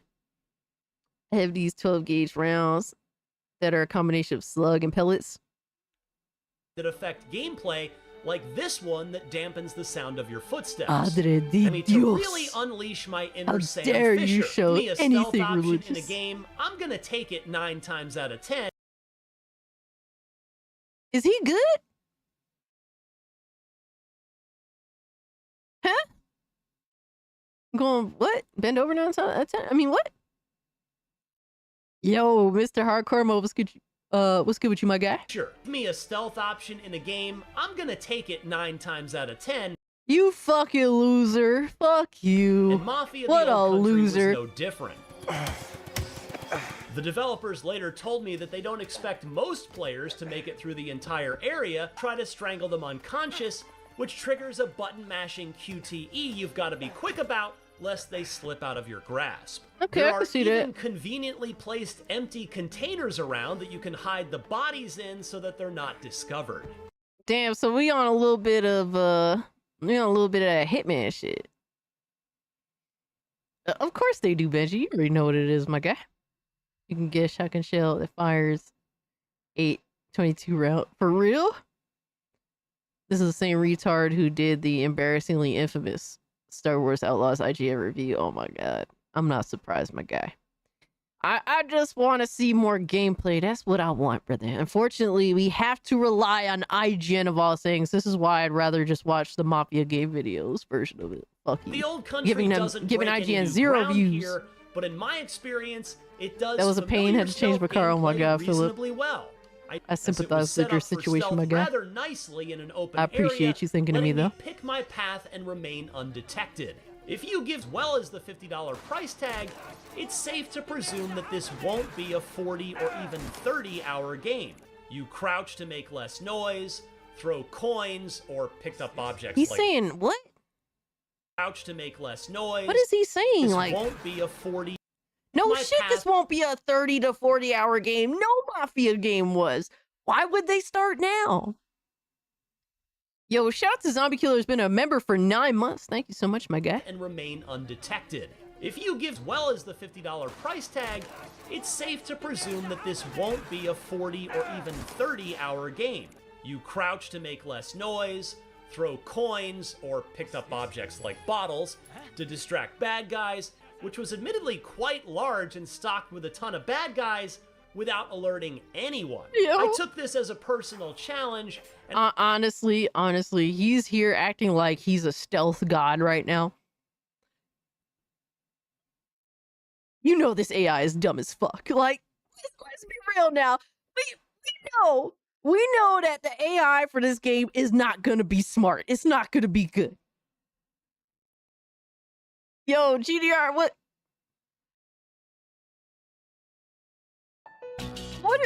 are you good, dog? That's the first thing you say when you pull up here. I want to take you to Pound Town. What the fuck?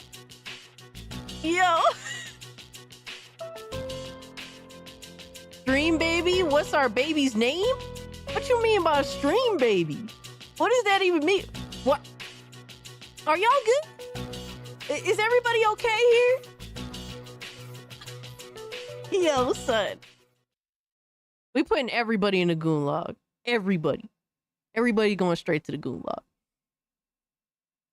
Schizo Sweet says like the stream. Damn right, like the stream, man.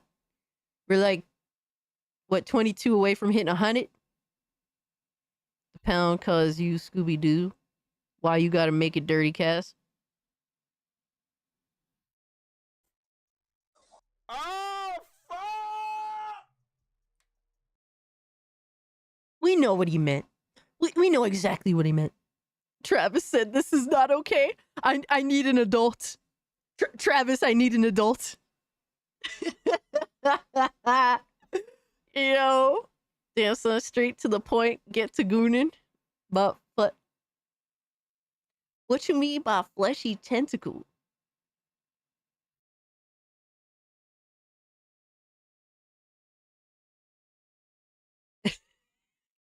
Oh, guys, I forgot to show you guys something. You know what? I'll show you guys, like, hold on. I'll show you guys after we watch this video. But I did go to a fair this weekend. But I want to show you guys what I got.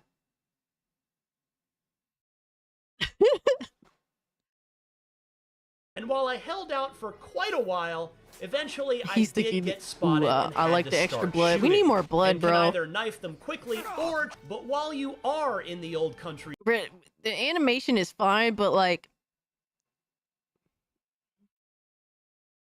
I would have loved to have seen like a more intricate like slicing of the throat and real blood oozing out properly, and I would have liked that.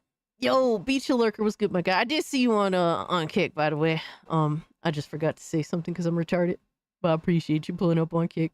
And here, there's no aftermarket blood splatters.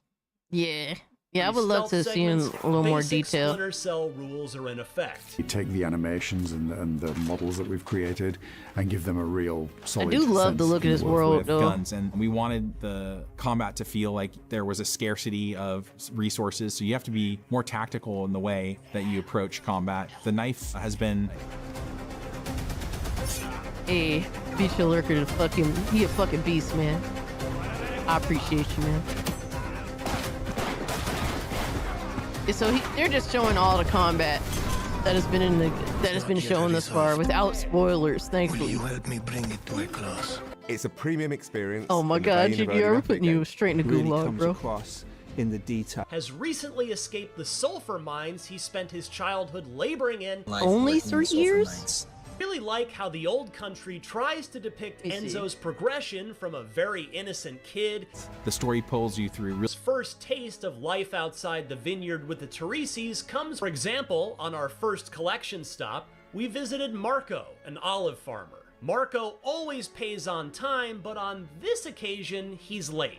Luca gives me an unloaded gun to be used. I think I saw more fruit in the 3 hours of playing Mafia the Old Country than I've seen in any game ever. That's funny. So to the claim that this game's been in development for 3 years, I have to wonder what was Hangar 13 doing for the other two. Because Mafia Remake came out in 2020. Yo, my man Duckman, what's good with you, my guy? So I'm kind of confused on all that shit. Like, were they assisting another developer on something else for a while or something? Or because it's not like they were doing major updates to Mafia Remake. It was kind of like they released it. It was, it was done. It was good. People liked it. They kind of took it back to basics with what Mafia should be. ¿Cómo estás? Los personas. Everyone's good, bro. Everyone's chilling, bro. Michael Corleone was doing all this during his Italy arc. Oh my god, Tarnish. It is nice the game is only 50, and that's fair to say for sure. But I will say this. I'm being objective here. I'm excited for the game. I like the main character. I like the general story. I like where the game takes place. I'm really intrigued by it. But there's also some lack of effects. There's some things that makes me like, it's like, yeah, it's a $50 game. Like, you know what I mean? Like, there's things that are missing or things that are a bit disappointing about the game that makes me say, yeah, I kind of understand why it's, $50. That doesn't mean that the game isn't necessarily going to be good or going to be fun. But I would have liked a little more detail to certain things instead of certain things being a little bit glanced over. Power software is being exposed like a motherfucker. No, bro, that dude is in. I don't know. It's always the one. It's always the ones that act the nicest and the cleanest that always end up being on the weirdest shit. It's crazy to say. Now, I will say this. There's a lot of personal shit that people are bringing up now that's like, I don't really do that. I don't really get into that shit. Like talking about a back and forth he had with his father where he didn't tell him happy birthday. And like people are bringing up personal shit that's like, I don't like to reach low like that. Yeah, apparently he's a furry. Now that, I can understand people looking at that. But when it gets a little too personal, I don't really fuck around with that shit, But that's me. But some people, they don't care. So spankings equal love, tough love. What is a furry? I mean, I'm friends with some furries, and I will say that they aren't that weird. I'm embarrassed to ask. Oh man. We might need a new Game Awards category for this. Ultimately, no bullets were fired nor punches thrown, and I got the Don's money from Marco's safe after finding the combination nearby. There was still one final collection errand to run in Chapter 3, and as you may have they ain't guessed hurt by nobody. now, Well, most of them ain't hurt nobody. Fan on this one. Cass a is a visit to furry? a farmer named Fichera sees him yell at us in a reversal because his new water I don't like pump these was accusations. stolen by bandits, and the protection he pays Don Teresi handsomely for didn't protect his valuable property. Stop en route to the ruins showed off the camera you can take pictures of scenic spots with. Oh, it's not all guys. Unfortunately, it was the only opportunity I had to use it in the 3 hours I played, but hopefully you get to use Damn, it he played 3 semi-regularly fucking hours over the this course shit? of the campaign. Yo, I'm mad You're jelly also- right now. Cass is a furry confirmed. Damn you, Hypnotic. Stop exposing me Forget like that this. their characters rendered in an It's a engine. lie. They just Look, he has an ultra wide too. Let's go. The game devs got ultra wide monitors, baby. You already know what it is, bro. Accommodated for PC Master Race, baby. Feel alive. really familiar. No, Players are I really have gonna not played enjoy that aspect of it. bullshit yet, Our Veggie. engine as a means Fuck to make outta something here. of himself. They set the man apart from the rest. You took Every single car is created by a craftsman. IGN is so biased in their every reviews. car's got a IGN is kind just of a fucking hand-built retarded. Tradition. We're Bro, also- IGN, like, reviews from, like, the big, you know, the big review sites for gaming, like, they're, at this point, they're all just fucking, like, rage bait. They will say the most retarded shit just for the engagement. It's a 7, yeah, pretty much, right? I need to grab myself an ultra wide. Yo, golden apples. I've completely, honestly, the ultra wide shit has made me completely given up on anything console related. Like, dude, I have a nice ass TV in my own right. It's not an OLED, but it's like the best you can get that isn't an OLED. It's a beautiful fucking TV. I love watching movies on it. It's a gorgeous TV. It's a 65-inch screen TV. I've given that up for ultra wide easily, and I don't care. I don't give a fuck. I got a 2K OLED ultra wide monitor, and I fucking love it. You have a 65-inch 4K TV. Fire. I don't need ultra wide. Make a custom res that's ultra wide aspect ratio. Nah, I want the real shebang, brother. So a time I will say this: people are gonna hate driving in this game. Experience. They're gonna fucking hate it. Introduced to the And I will look. I'm gonna say this: if I catch any of y'all bitching and crying about the driving in Mafia: The Old Country, I'm just gonna laugh and make fun of you. That's it. I'm just gonna laugh and make fun of you. Because if you think cars that look like this are supposed to be fun to drive, you played yourself. the driving mechanics of the old country. Yeah, exactly. Just point and laugh. Point and laugh. And I will be bitching and whining too, so you can make fun of me The too. ruins. Perhaps a nod to one of Mafia 1's most infamous missions. So we can reflect how real system. And more importantly, I'm now quite confident I'm going to have a lot of fun playing through this one, however long it lasts. Bro, it's going in slow We want, and motion. it allows people, I think, to really suspend their disbelief and go along for the ride. Feeling to it. What the fuck is this cars slow are motion and really instant replay? Like, what the fuck? The next section of Mafia: The Old Country saw one massive mission Absolutely, play out. Neon. And as such, it's both I a step appreciate forward the love, and man. a return Thank to you. the fundamentals of the franchise. Keep it real here.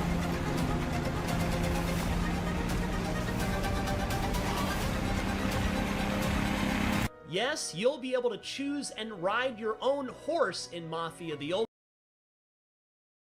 It's beautiful. It's beautiful. Let's fucking go, bro. Yo.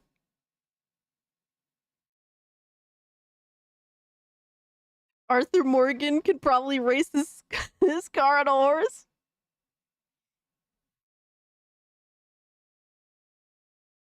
Two supercars under 50 years. W horses, absolutely, bro. The horse looks sexy as fuck. It's like one of the best looking things in the game so far that I'm seeing. Country, with each steed even having its own personality and characteristics. Nice. The setting. It's about the Things escalated slightly on our second stop, though, when he's brought along on a Horsies. series of collections by Luca, Horsies the look Don's nice. right-hand man, and Yeah, Red Dead Cesare, 2 is another really- made member of the family. I will say that Red Dead 2, they get a little overboard with some of the forced animations. You know, like there's some shit they could have just been like, bro, it's really not that serious. Yo, honey, get the fuck out of here, bro. Get the fuck out of here. But Red Dead 2 is still an amazing video game with some amazing shit to it that games still aren't doing to this day. Despite the game coming out how many years ago now? It's crazy. Hopefully a very memorable introduction. And we can put a lot more. It started quietly, with Gennaro Furry driving confirmed? Cesare Oh in my his God. car to the ruins. And Sicilian culture almost Longs to drink deeply of life. It's about the characters. By the way, I can't emphasize how much I enjoyed staring at the countryside while riding to each destination on this mission. Mafia: The Old Country ditches the proprietary engine it's used in all 3 previous Mafia games and moves to Unreal Engine 5 for this installment. Yo, I'm kind of surprised because of how similar-ish it feels to like Mafia Remake, for example. It really kind of feels very samey. And I can understand if people feel like that's a bad thing. But I'm interested to see how it feels actually playing it. It is how diverse it is. Enzo's experience. That's their Unreal maintains Yo, the Casualties, what's series' good, my guy? reputation for delivering lovely locations. The perfect blue Gamers skybox. Republic, I would probably go back to the console to play Red Dead 3. But GTA 6, nah. I hate playing games that's in our current like time period. Like if it isn't like pre-2010s or older, or it's like super futuristic, then I don't care. I really don't give a fuck. I don't want to play anything that's in our time period. We are a bunch of fucking retards, not for nothing. Me included. I like. Bullets UE5. Get ready for crashes and stutter. Oh man, Char, don't be telling me that, bro. The one positive about it all, okay, is that the horses are slower and the cars are slower, so hopefully loading it would be not as horrible. Thank you for the 2. But I did build a new PC specifically for this game, so let's hope it was worth it. We'll see what happens. Shrinking horse balls in the cold, Red Dead Redemption 2. Bro, the fact that you bring that up of all the things that you could bring up in Red Dead 2, of all the things, you're thinking about a horse's cock and balls. Clearly your priorities are in great order, brother.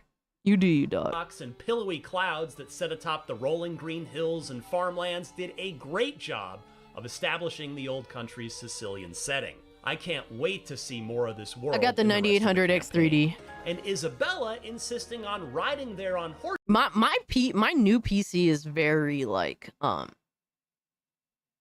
processor, it ain't even sweating. It's my dude, I got a 4080 with the 9800 X3D, bro. My 4080 sweating. My 4080 big time sweating. My processor's just chilling, man. I'm just as bad. I was thinking my horse dropped apples on people's heads. Oh my god, dude, that would be hilarious. I couldn't finish the John Marston part in Red Dead 2. Why not? You was getting emotional, brother? Was it me who pointed it out? Was a gaming website? Yes, but that's the #1 thing you remember about the game. Shut up, Philip. 9800 X3D should be good. That dude, it's a great processor. From everything I played so far, dude. Fucking, I was just playing what you call it, Stellar Blade. Dude, maxed out everything, no issues. Fucking insane. No issues at all. Beautiful. Absolutely gorgeous. You missed Arthur Morgan? Oh man. But John Marston's the OG. Well, he's not the OG. Anybody who knows who the OG is, Red Harlow's the OG. Files belong on E621. What? Huh? I don't even know what that means, Chartart. Thank you very much for the 2 though. Holy fuck. I'm maxed out on Stellar Blade 2, dude. That game looks sexy as fuck. Ultra wide, no issues. Like honestly, the big thing that was kind of that was really challenging my PC, my current PC, is the ultra wide. That's when I could tell that the issues were starting to settle in with the limitations on my PC. Once I got an ultra wide monitor. Horse. Huh? I don't even know what that means. Horses equines? What? Bro, I have to do research just to know what y'all talking about. Y'all smarter than me, man. Shit. What is this term?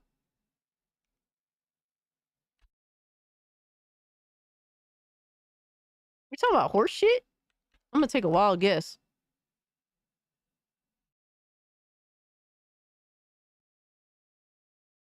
Equinus? What?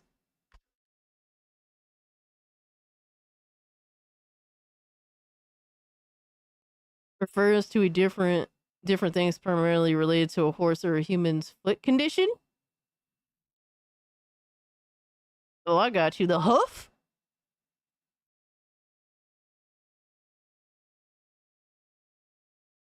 Oh, equinophile is a horse lover? That y'all crazy. Equestrian is another word for horse. Ah, see, I didn't know that. Slay every games with the info, man. You smarter than me, brother. Appreciate you pulling up on Rumble. Yeah, I didn't know that at all. Y'all know more about that freaky shit than me. Y'all can have that. Oh, man.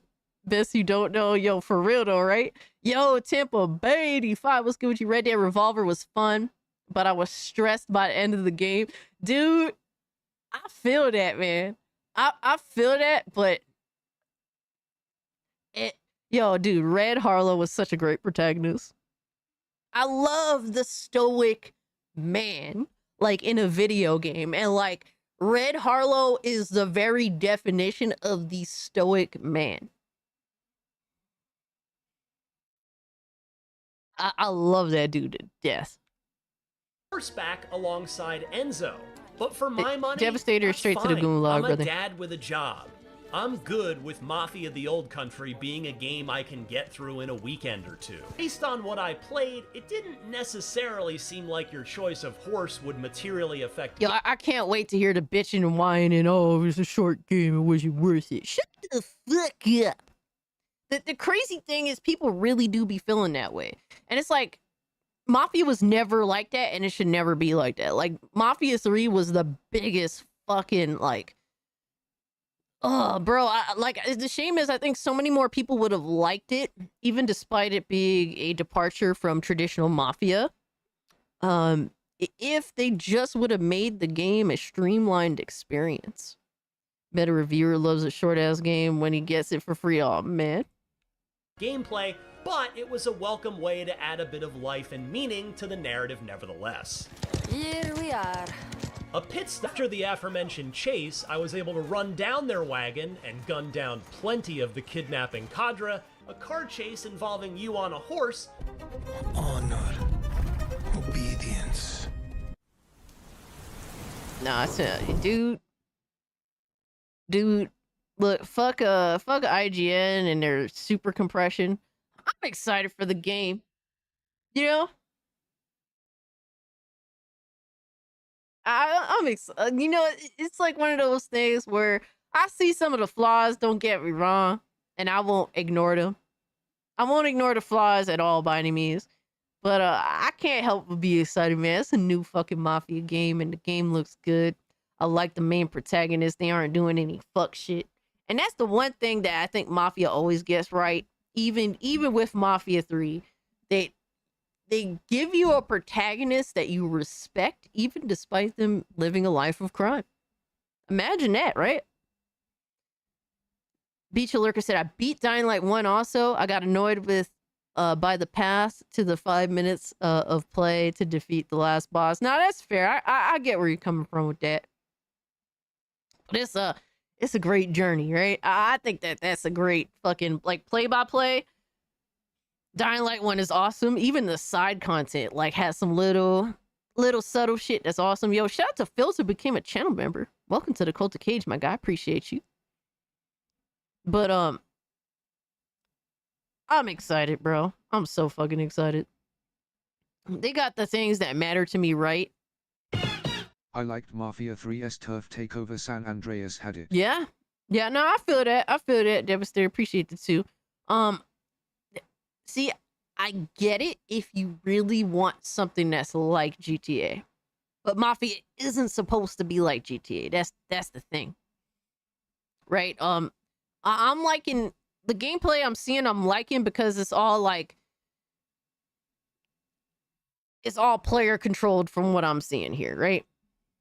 So that's what's important to me. My big concern really is like, do they do the bullshit that they do in other games where it's like, you know, everything is controlled, or like the game keeps interrupting you playing the game, right? Like the stuff like that bothers the fuck out of me. Like, just let me play the game, and then cutscenes are for to tell the story. Stop interrupting me when it's gameplay time.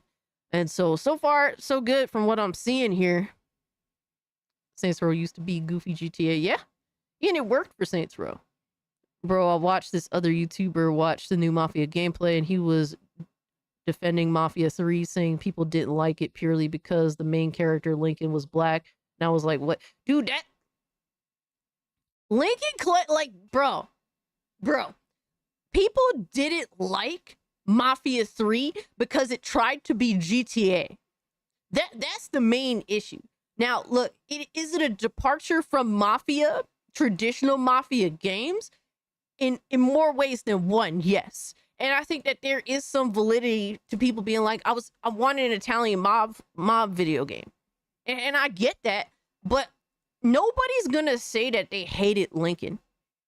He was actually a really good character that you could respect and you liked. And you thought he was a bad motherfucker. Like, nobody hates Lincoln. It's just the game was trying to clearly just be something else entirely. And people rejected it. And another issue with Mafia 3, especially if you bought it day one, the fucking game was broken as shit. A lot of people don't want to talk about this, but Mafia 3 came out a fucking disaster. I bought it day one. Matter of fact, I bought the special edition. I bought the most expensive edition you could get day one. That game was broken as fuck. I remember jumping into a fucking, into a boat, and I was driving the boat. It took multiple minutes for the audio of driving a boat to even, start. That's how fucking dumb, Mafia 3 came out. Dude, the game looked dreary and shitty. It was a horrible experience day one. Mafia 3 is good, especially Lincoln. I don't think it's a good game. I think it's just an okay game. But most of that is because it just feels so drawn the fuck out in order to feel more like a GTA game than just be a streamlined Mafia story. If the game was streamlined, if there was an experience that was like, hey, let's cut all this extra bullshit world fluff out the game. If they ever make a Black Mafia game, Atlanta should be the setting. I could see that, definitely. No, I feel that for sure. I mean, I think that the setting for Mafia 3 was really good. The audio was literally retarded, absolutely. They also treated the audience like adults. I just hated the homework assignment in Mafia 3. Exactly, dude. If there was a cut of Mafia 3 as a video game that made it just a streamlined story like all the other Mafias were, I would enjoy that so much fucking more. Just cut all this bullshit out of it. The whole thing where you just didn't like the main protagonist. Shut the fuck up. Get the fuck out of here. You don't want to have a legitimate conversation about the game. You just want to be purposefully ignorant. Yo, Cage of Chaos, what's good, my guy? That's such an ignorant fucking conversation. Because there's so much that was wrong with Mafia 3. It wasn't just one singular thing. You're on Mafia 1 right now? Hey, that's what's up. Yo, True Flight, what's good? Let me turn on the light real quick, guys. But yeah, people want to... I will say this. Mafia 3 definitely could turn off some people for a lot of different reasons. I think the very, very real discussion of race and racism could definitely be a turnoff. Some people just don't want to deal with that. And I get it, but I didn't mind it because it was real to the time period and the location. So I thought it was okay. Can it be one of those things where it can kind of be disheartening? Absolutely. But that's unfortunately the shit that some people had to deal with, especially back then. So I get that. But I can understand why people don't find that very fun. Because you're bringing real life shit into it. That's some real hard shit to deal with.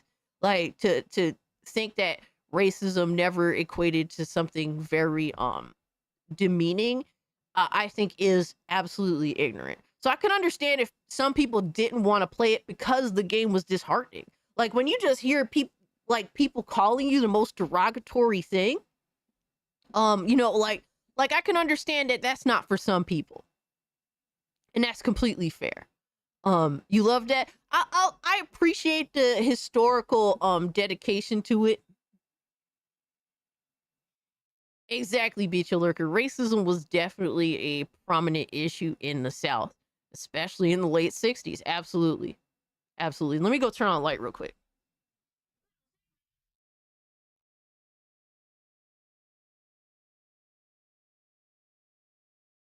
I snagged a Ziggy. He's mad that I snatched him up. He wasn't expecting it at all. Matt, you're always mad when I snatch you up.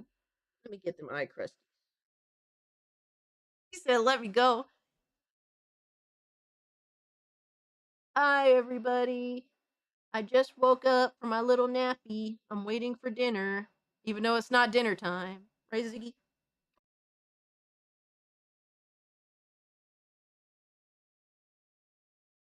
All right, I'm gonna let him live. He does not like being the center of attention at all. At all.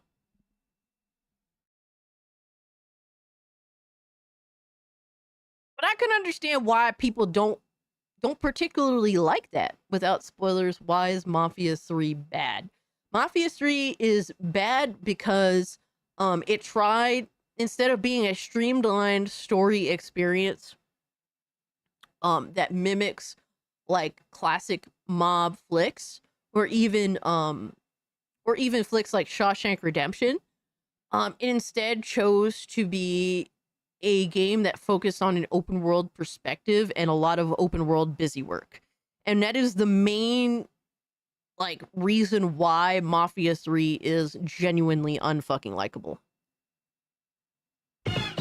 Get that disgusting rat out of here. BitCloud disrespecting my guy, the Ziglord? Bro, guys, put BitCloud in the Goonlog right the fuck now. Put him in the Goonlog. That's where he deserves to be. Hey, yo, band, facts. Put that motherfucker in the Goonlog straight up. Straight to the Goonlog, my guy. Fuck out of here, dog. It's been nice knowing you, dude. Damn. But that's the main reason. Like, Mafia fans, like, we're a small but dedicated audience where we like a game that mimics our favorite films, right? And that's what people what Mafia gamers want is very simple in nature. Very fucking simple. And they just completely just fucked it all up. It was a complete deviation from what made Mafia on multiple levels. It deviated from the Italian mob, which could have worked, but then you introduced this open world and trying to force like open world busy work, and it was just too fucking much. No disrespecting the animals. Oh man. Big Cloud live for the hate, man. Ziggy, oh my god, so cute. Precious Angel. A. He is a precious angel, but he's a little brat too. I just remember it having awkward camera angles and just being clunky is shit. And to be fair, that's kind of just Mafia. I will say that. But I remember doing a lot of busy work that was not fulfilling, that did not feel rewarding at all. Just bullshit. Too much fucking bullshit. And honestly, I will say this, the game also looked very washed out. I don't know if it was a filter or what, but at the time playing on the PS4, day one, the game looked very visually washed out. Ziggy did nothing wrong. But guys, I did go to a fair this past weekend, and I did pick up some things. The main thing, let me actually full screen. The main thing being, I got Legos. I got Legos. I got Jean Grey. She looks fucking fire. Let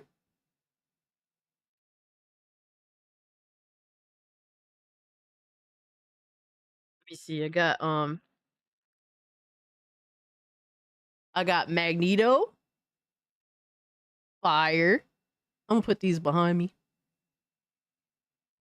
I had to get my favorite peoples.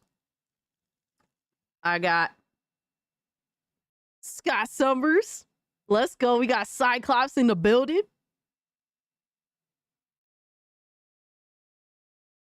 Gunito. Yo, Magneto, my guy. Haven't seen those before. I think these are all custom, if I'm not mistaken. I don't know. I just saw them all like piled up there, and I just picked out my favorites. I got this one. This one's fire. This is dope. I got Michael Myers with the knife, baby. Let's go. Bro, I had to get Mikey. Y'all already know. Scott the Gooner. Fucking heat. Bro, it's crazy how many characters they were selling. I have to fix this one. I have to fix this one real quick. But like, the variety was insane. Next up is a personal favorite of mine. We got Bardock. OG Bardock, the real Bardock. Super Saiyan, mind you. Fucking fire, right? That shit look heat. Yo, Moot, what's good, my guy? And then we got... Bro, this is so cool. I didn't see Vegeta, but they had Super Saiyan 3 Goku. Look at that shit. That shit was crazy. All the detail, too. Bardock Super Gooner from the OVA. I'm not gonna lie, I hated that OVA. I thought that OVA was shit. But Super Saiyan Bardock is dope as fuck. Castle Lego Street. Wait, that's a thing? Alright, and here's another one. You guys are gonna like this one. Y'all gonna like this one. I got the Banana Man.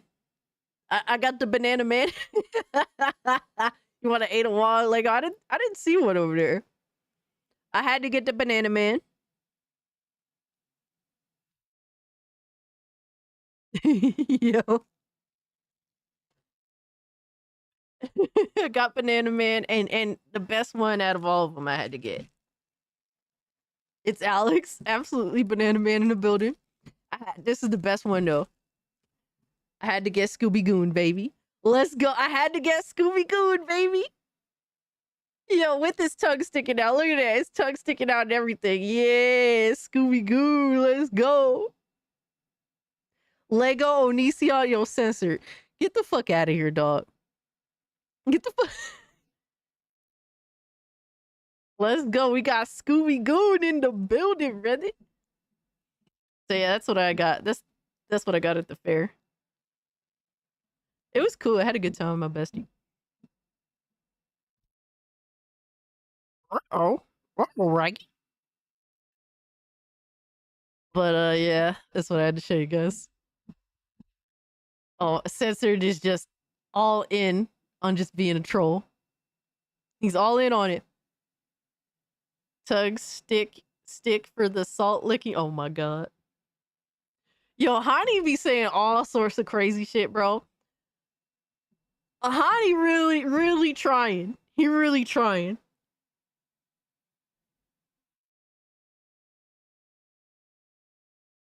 Let's get the monkeys in the chat. Wait, what? What do you mean, Benji? What does that even mean, bro? What? Are you good, dog? Holy shit, we're at 93 likes. We're so close to 100.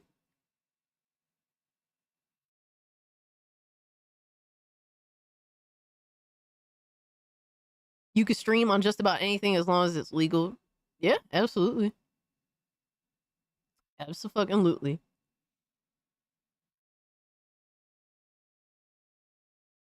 Hold on. I got some bullshit notification. Alright, we good. I'm about to finish this coffee. Ziggy, stop being nosy.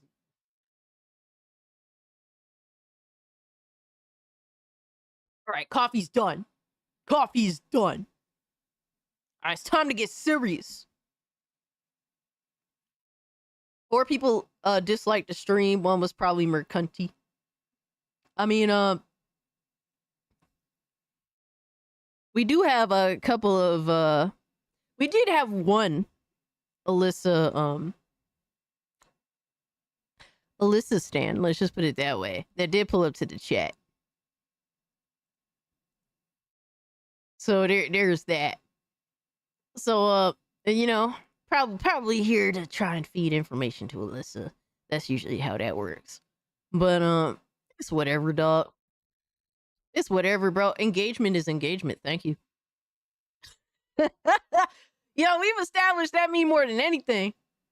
So whatever, dog. Whatever floats your boat, I guess. Gooner spies?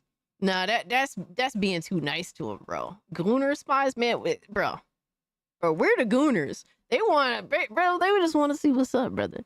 This is the fun side of YouTube, or just this is just the fun side of entertainment, because the entertainment isn't entertaining.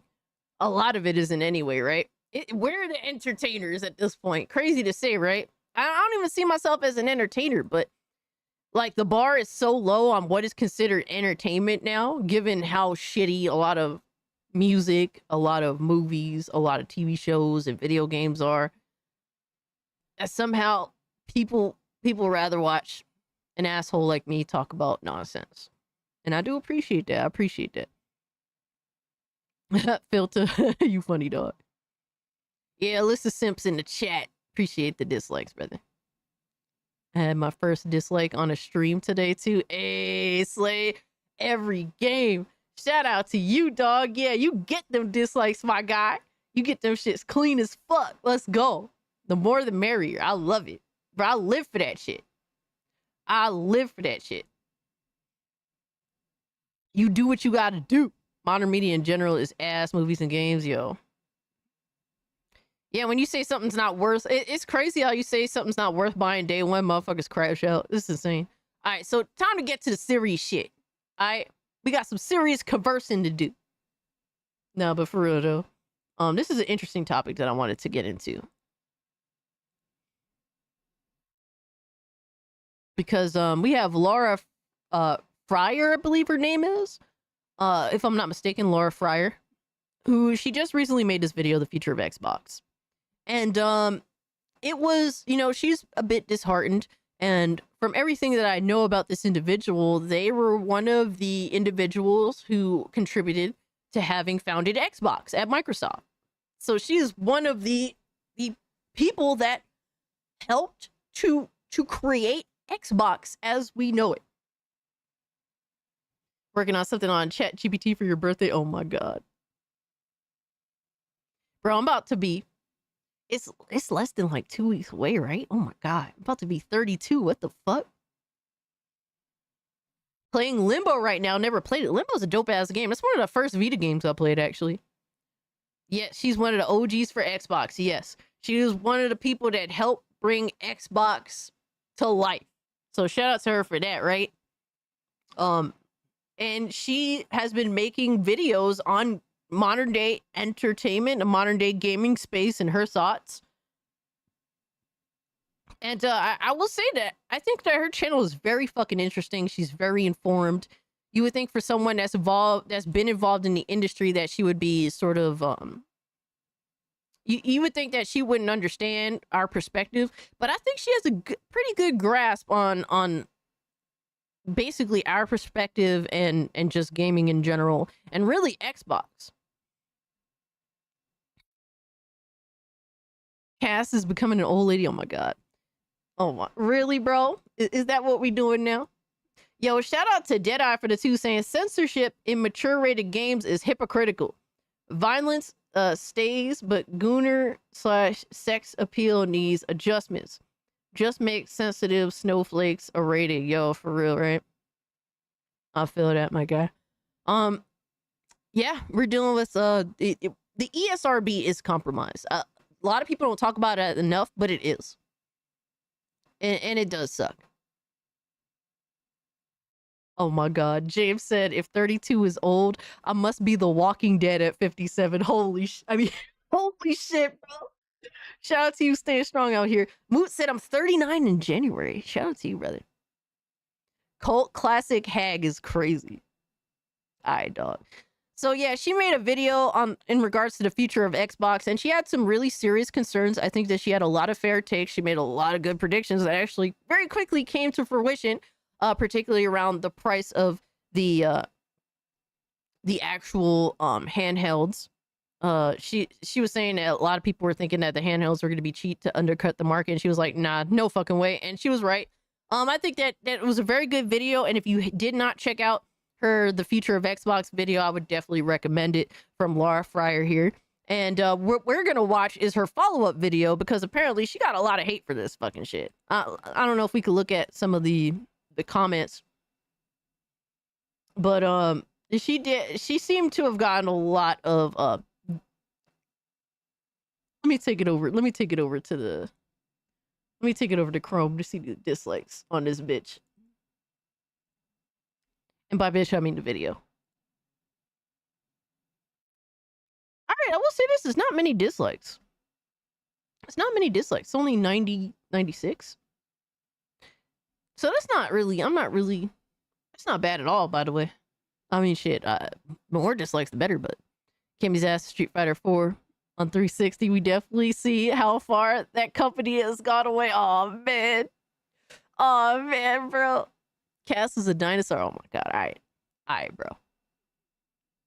But I'm interested to see some of these comments.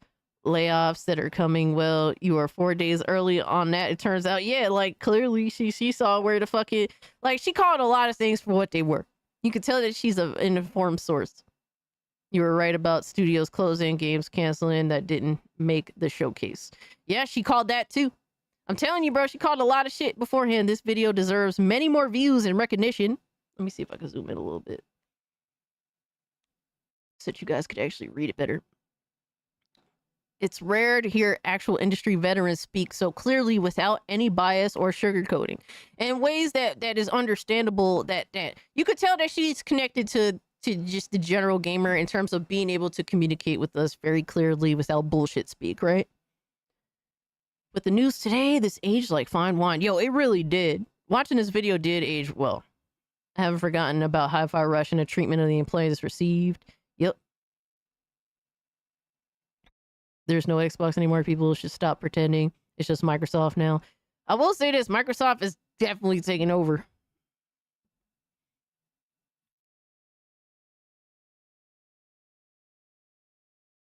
They blew 69 billion. Yo, a lot of people are just fucking, they going in on this shit.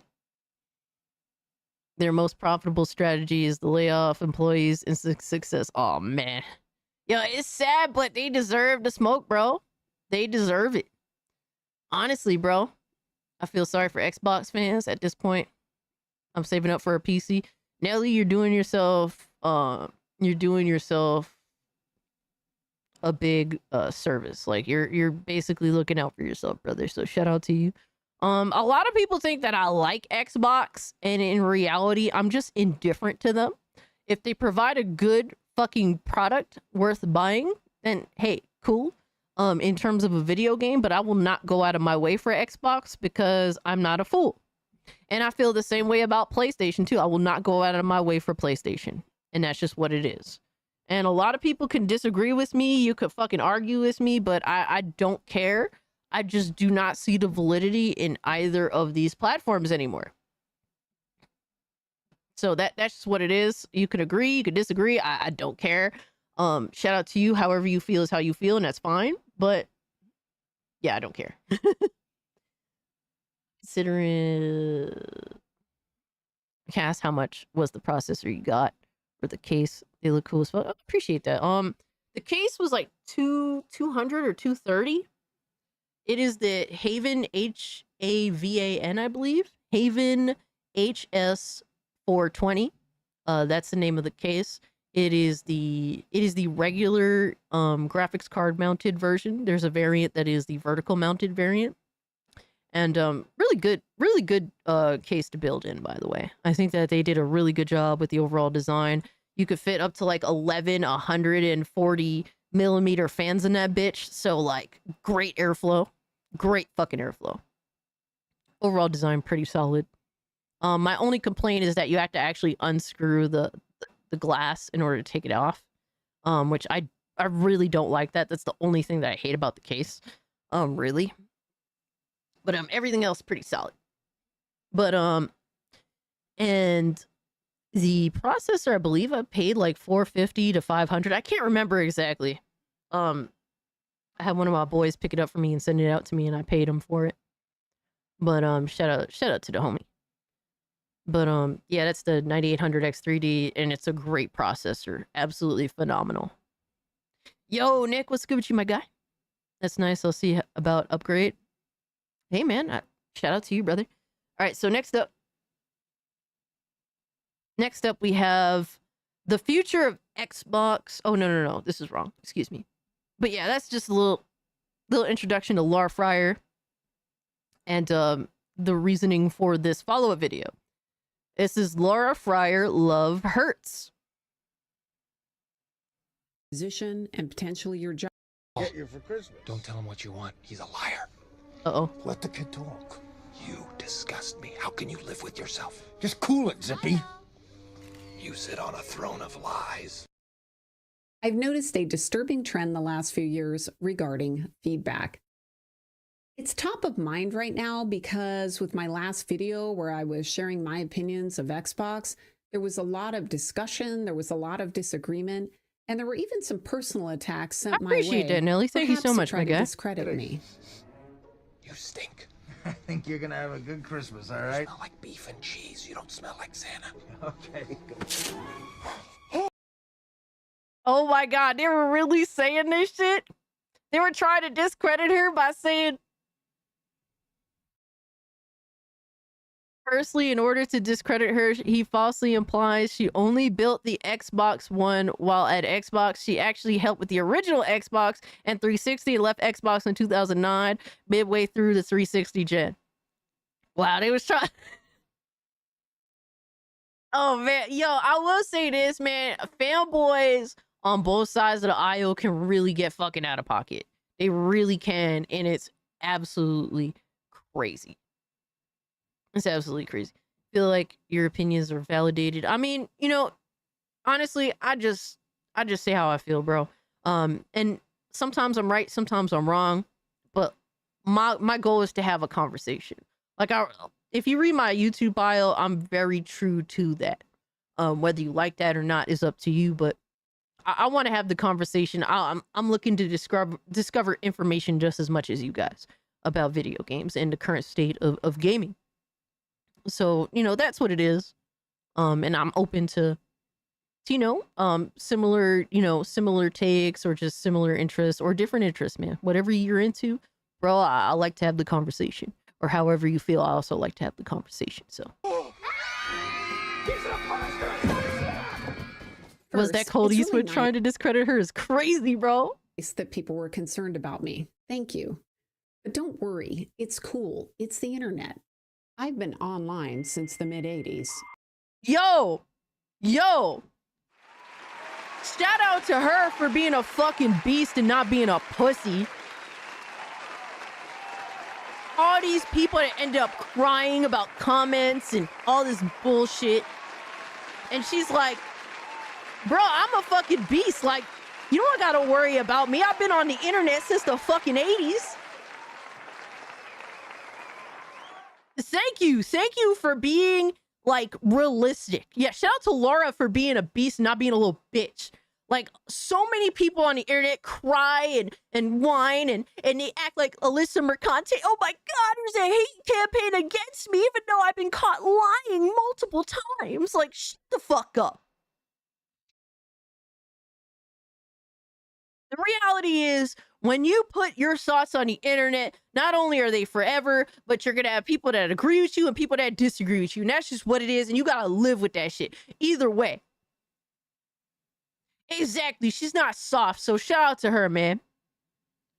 That's a real fucking woman. That's a grown woman right there. A lot of these children, they'll cry about the internet and try to ignore the realities of it. All for sympathy points, man. And fuck them. They're just trash like the rest of them, really. And I've been claimed by the best of them. It takes a lot to faze me. I loved hearing your experiences with Xbox, your concerns about the future, and even your disagreement with some of the things I had to say.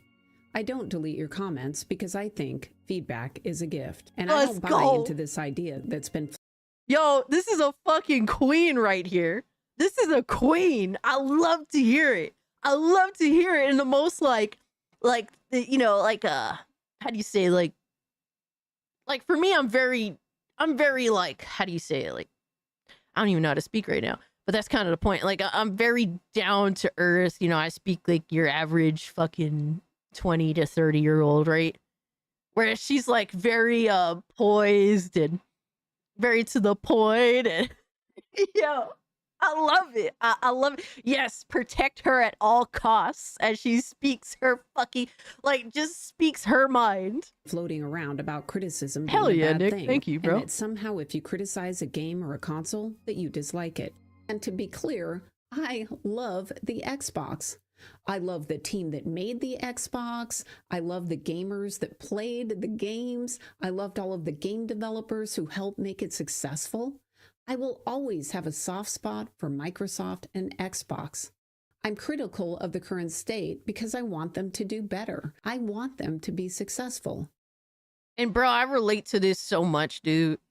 I relate to this so much because, bro, I came from 360 and I saw that Xbox was just going in a fucked up direction, and then, you know, I fucked off. I'm like, well, I'm just going to the competitor.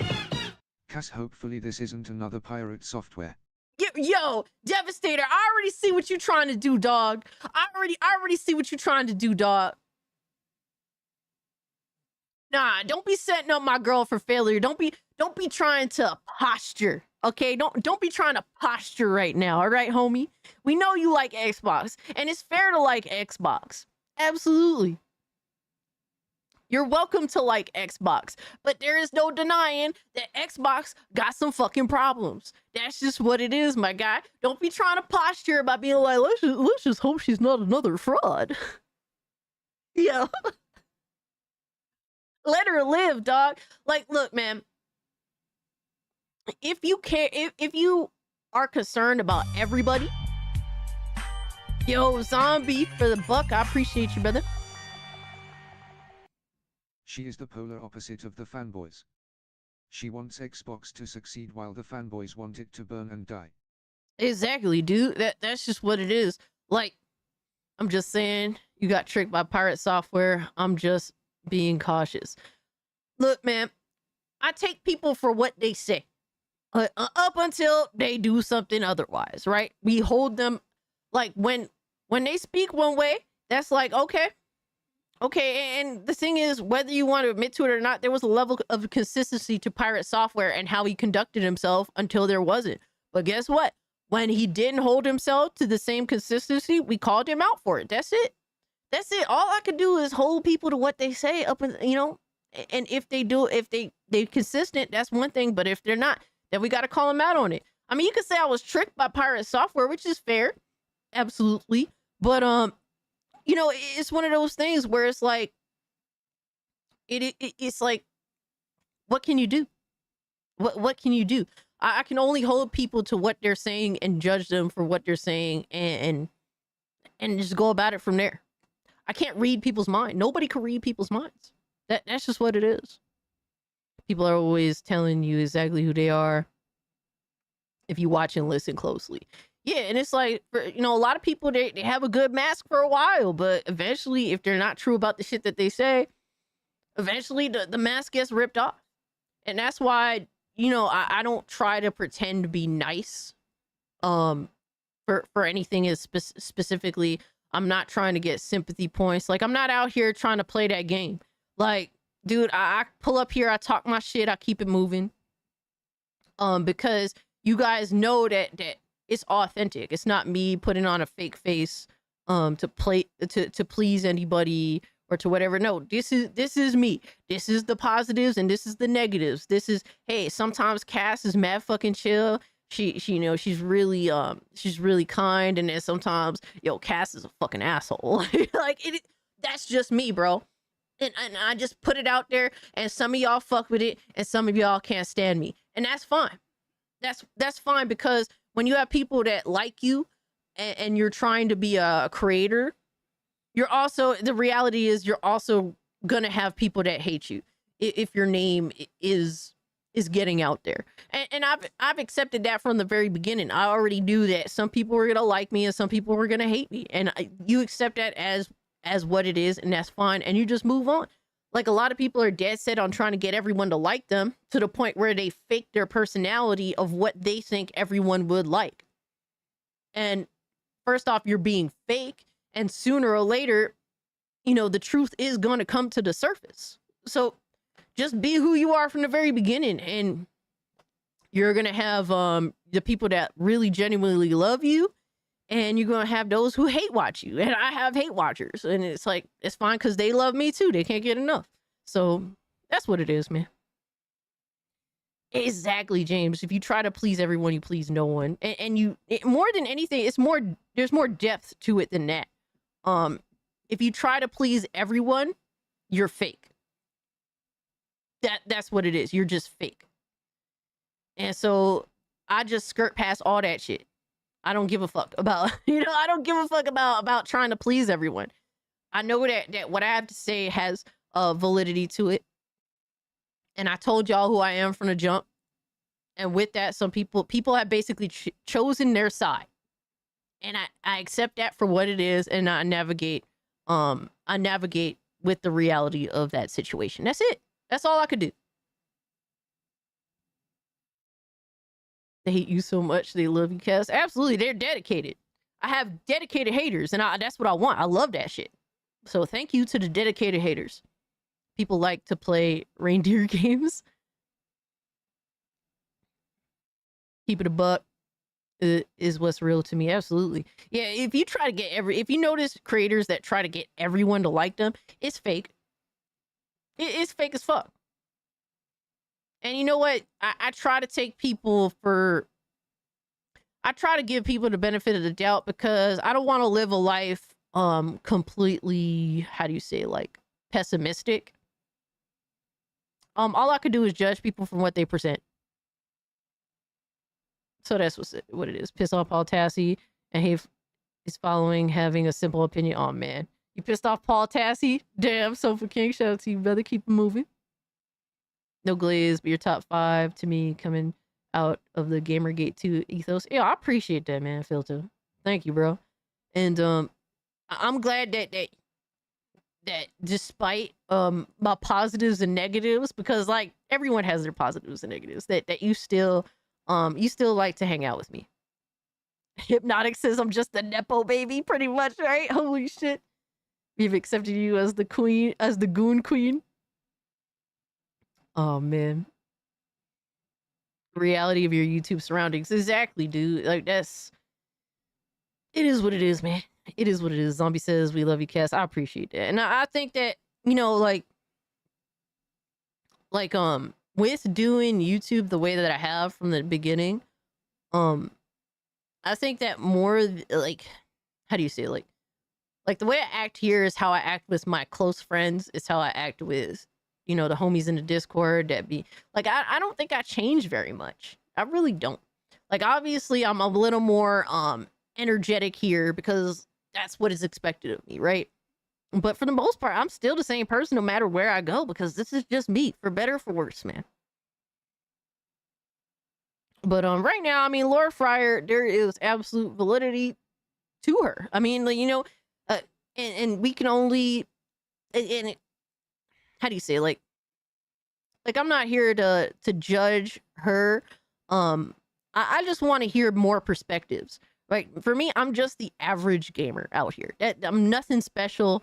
I have a YouTube channel, but I'm just the average gamer throwing my thoughts out there. I want to hear different perspectives from the gaming space. I want to hear past creators, past game developers, like what their thoughts are, future game developers, what their thoughts are. Unfortunately, a lot of their thoughts are fucking horrible. But we need a more widened, a broader, we need a broader discussion overall.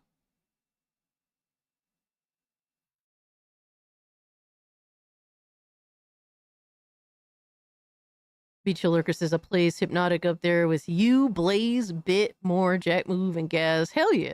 Now that's a good group, man. That's a good fucking group. That's exactly the energy and the spirit YouTube and lots of online communities used to have. Authentic enthusiasm. Hell yeah. Past developers should show current developers how to develop games. Don't take 6 years. I think that, like, I think that Lara is a good person that could help these creators that are in the muck, they're in the trenches, understand the gamer's perspective, or like have a more wholehearted opinion that includes the gamer's perspective. In fact, I want the entire games industry to be successful. I want there to be a Nintendo and a PlayStation and Valve and Windows and Xbox. I want the entire games industry to thrive. And the only way that happens is if everyone is brave enough to discuss their ideas, their likes and their dislikes. And I agree with her sentiment. Like, I would like the entire gaming industry to thrive. But the thing that the gaming industry has to accept the reality that you have to appeal to your consumer with what the consumer wants, not what you're telling the consumer what they want. That's not how that works. No veterans left to train newbies. Yeah, for real. And it's hard because in some of these companies, it's not encouraged. As Thomas Sowell once said, when you want to help people, you tell them the truth. When you want to help yourself, you tell them what they want to hear. Absolutely. When you're in a team that doesn't want to hear criticism, it can be very difficult. It's easier to be a seal on the sidelines, clapping at every stupid idea an executive or game director floats out. It's much harder to risk your position and potentially your job to tell them that they need a course correction. Crazy, right? It's so sad that it's true, and it happens time and time again. People just go with the flow, even though they know that shit is bad, right? According to the former employees, many senior team members were frustrated by this perceived lack of autonomy that didn't feel heard on key issues such as development priorities, project planning, and team staffing. Yeah. I mean, you could tell, dude, like, here's the problem. The problem with Xbox is that their messaging is always fucking all over the place. Like, what they say, you know, fucking 6 months ago is different what they say today. Like, it constantly changes. I mean, they still have the general idea of what they want to do, but they're just all over the place with just more than anything, honestly, Xbox, they lie about shit. Like, you know, everyone I think anybody that was rational called out Phil Spencer when he said it's just 4 games. And I was like, motherfucker, you know that shit is a lie. Because obviously you're going to make more money putting these games out there, and you'd be stupid to not put the other games out there. It's not just 4 games. This is just the beginning of y'all going full third party, putting your games wherever you can make money, which I think is a positive thing. But, like, stop trying to appeal to the fanboys. Stop trying to slowly push the fanboys into that shit. Like, dude, just say it for what it is. Like, that's my issue with Xbox, bro. They're trying to appease so many people to the point where they just lie, and everyone is just like, y'all are full of shit. Yeah, their messaging is awful. That's just what it is. And our games are labors of love, and that just makes it harder. It makes it much harder to see them clearly. My friend Itagaki used to refer to all of his games like children. He was so passionate about his game, and my Japanese was... Yo, Neon, thank you for the 5, brother. Thank you so much for your content. They really enlightened the community to the woke corruption and BS being forced into games. Token of appreciate. Hey, thank you so much, bro. You totally didn't have to do all that. I appreciate it. But we're here to just have the conversations, man, about the real shit. All different sorts of conversations, and I'm glad that you see the value in it. But every week I try to put on great shows that are both fun, entertaining, and informative. And I learn stuff just as much as you guys. Like, I'm here learning new shit. And y'all teach me shit. Y'all, bro, fucking shout out to Drewski that told me, yo, you need to watch this video. And I'm like, all right, send it. Send it. You guys inform me just as much as I feel like I inform you, or you guys bring information to me like I bring information to you. And I feel like it's a back and forth that I think is awesome. we have a good like rapport with each other. Xbox changes more than a bipolar changes their mood. Damn, you're honest, Cass. That's why I'm here. I appreciate that, man. Absolutely. That's what's important. Like we have an understanding. We have a rapport with each other. You know, and I think it's a beautiful thing overall. Yeah, Drewski a beast, man. Shout out to Drewski. Shout out to all y'all that constantly send me stuff. We learn together. We get so many we have so many awesome discussions, and I think that's cool. It didn't tell me you are on. Aw, man. YouTube taking me out the algorithm, brother. You honestly, you gotta turn on the bell. I don't know if you do, but you probably do. It's just YouTube's retarded. Fritz doing a 100K live stream. Hell yeah, dude. Yeah, I did see that. I saw this morning that he was at 99.9K, and I'm like, oh, Fred about to hit that shit today. I saw it before I went to bed. So shout out to him, man, for hitting 100K. Was so poor, but it took me a bit to understand that he was referring to his game and not his actual child. So when I saw all of this passion and disagreement regarding my opinions about Xbox, it didn't upset me. I got excited. I was thrilled because it meant people still cared about Xbox. Absolutely. That's the thing. When people argue about this shit, it is because people care. It is. And you know, excluding the extra fanboy shit, excluding the fanboys that see a way to build themselves up for it, right? That's not necessarily care. They don't care. But a lot of us who do argue about this shit, we do care. They care about what happens, and that's good for Xbox. Absolutely. It means it's not too late. They can still recover. And here's the thing, getting people to care about your product, your game in this distraction-filled world, that is a really difficult task. Go ask any indie developer out there, and they will tell you how hard it is to get people to care. Gamers have lots of choices, so the last thing you want to do is to shut down their feedback. You want to encourage it.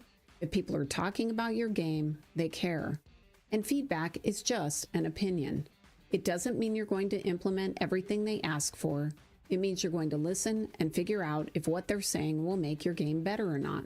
Yeah. And if it will make the game better, then tell them, yes, thank you, great idea. Guess what? We're going to implement it. We'd love to have you back to try it and see what you think.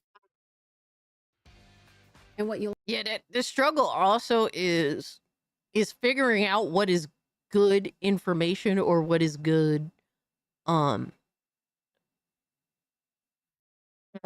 what recommendations are actually like genuine. And what because I see a lot of people all the time that's like, if Xbox did this, then I would fuck with them. It's like, no, you won't. Like, get the fuck out of here. You never was gonna fuck with Xbox. You know how many people I say, yo, Xbox should just go back to having the exclusives. They need to concentrate on the box.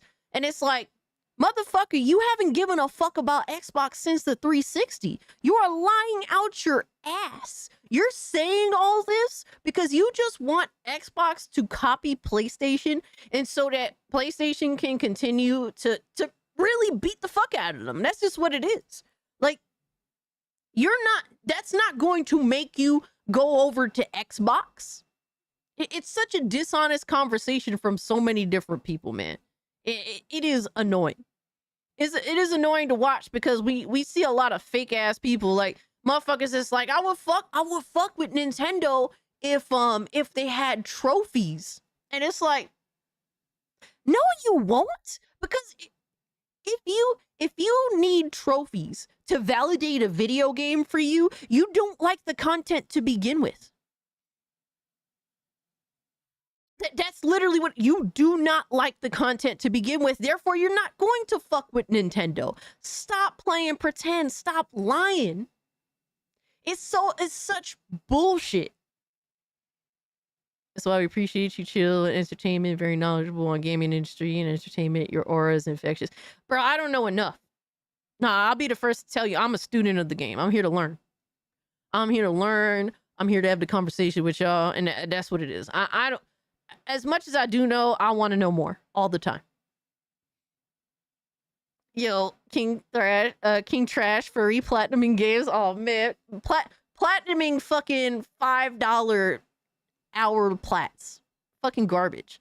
Like, stop. There's a lot of people that are saying Xbox needs to do this, or Nintendo need to do that, or even PlayStation need to do this, and it's like y'all was never gonna fuck with them to begin with.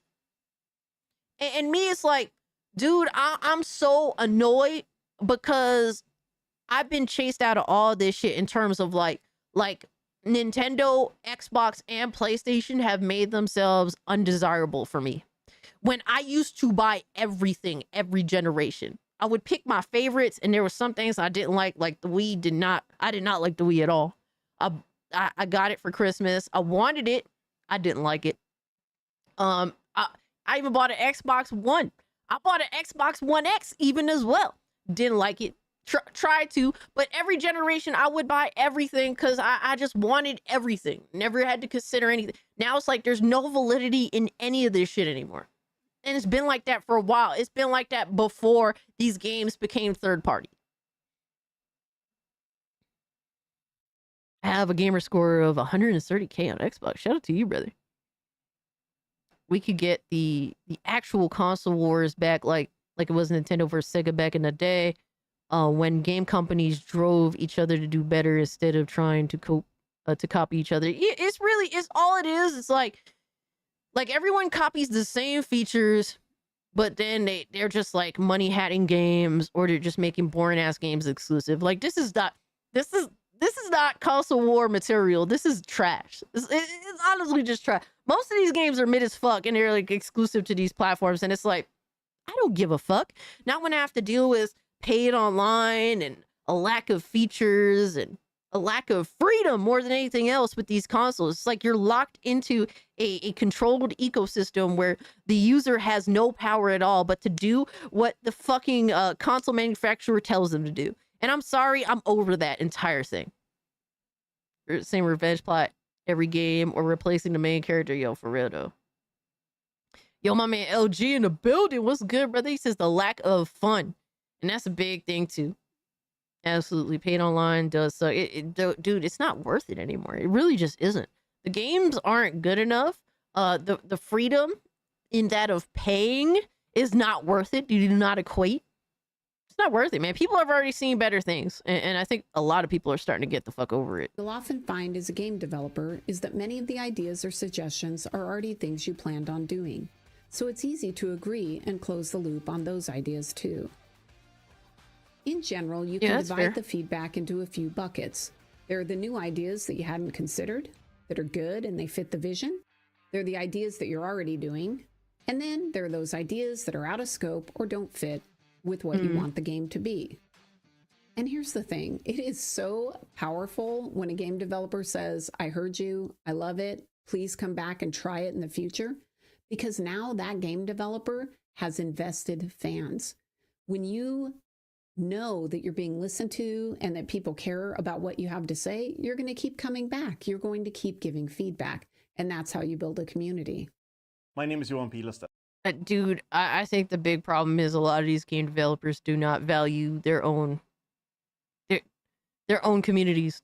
You know, the people that have fucked with their games forever. Because honestly, I don't think there's so many new game devs now that are taking over old franchises. I don't even think they value the actual franchises that they're making, that they're continuing the legacy of. So if they don't even value the franchise to begin with, they're more desperate to make it their own, to change things to where their vision fits in, right? What makes you think they're going to care about the community to those franchises?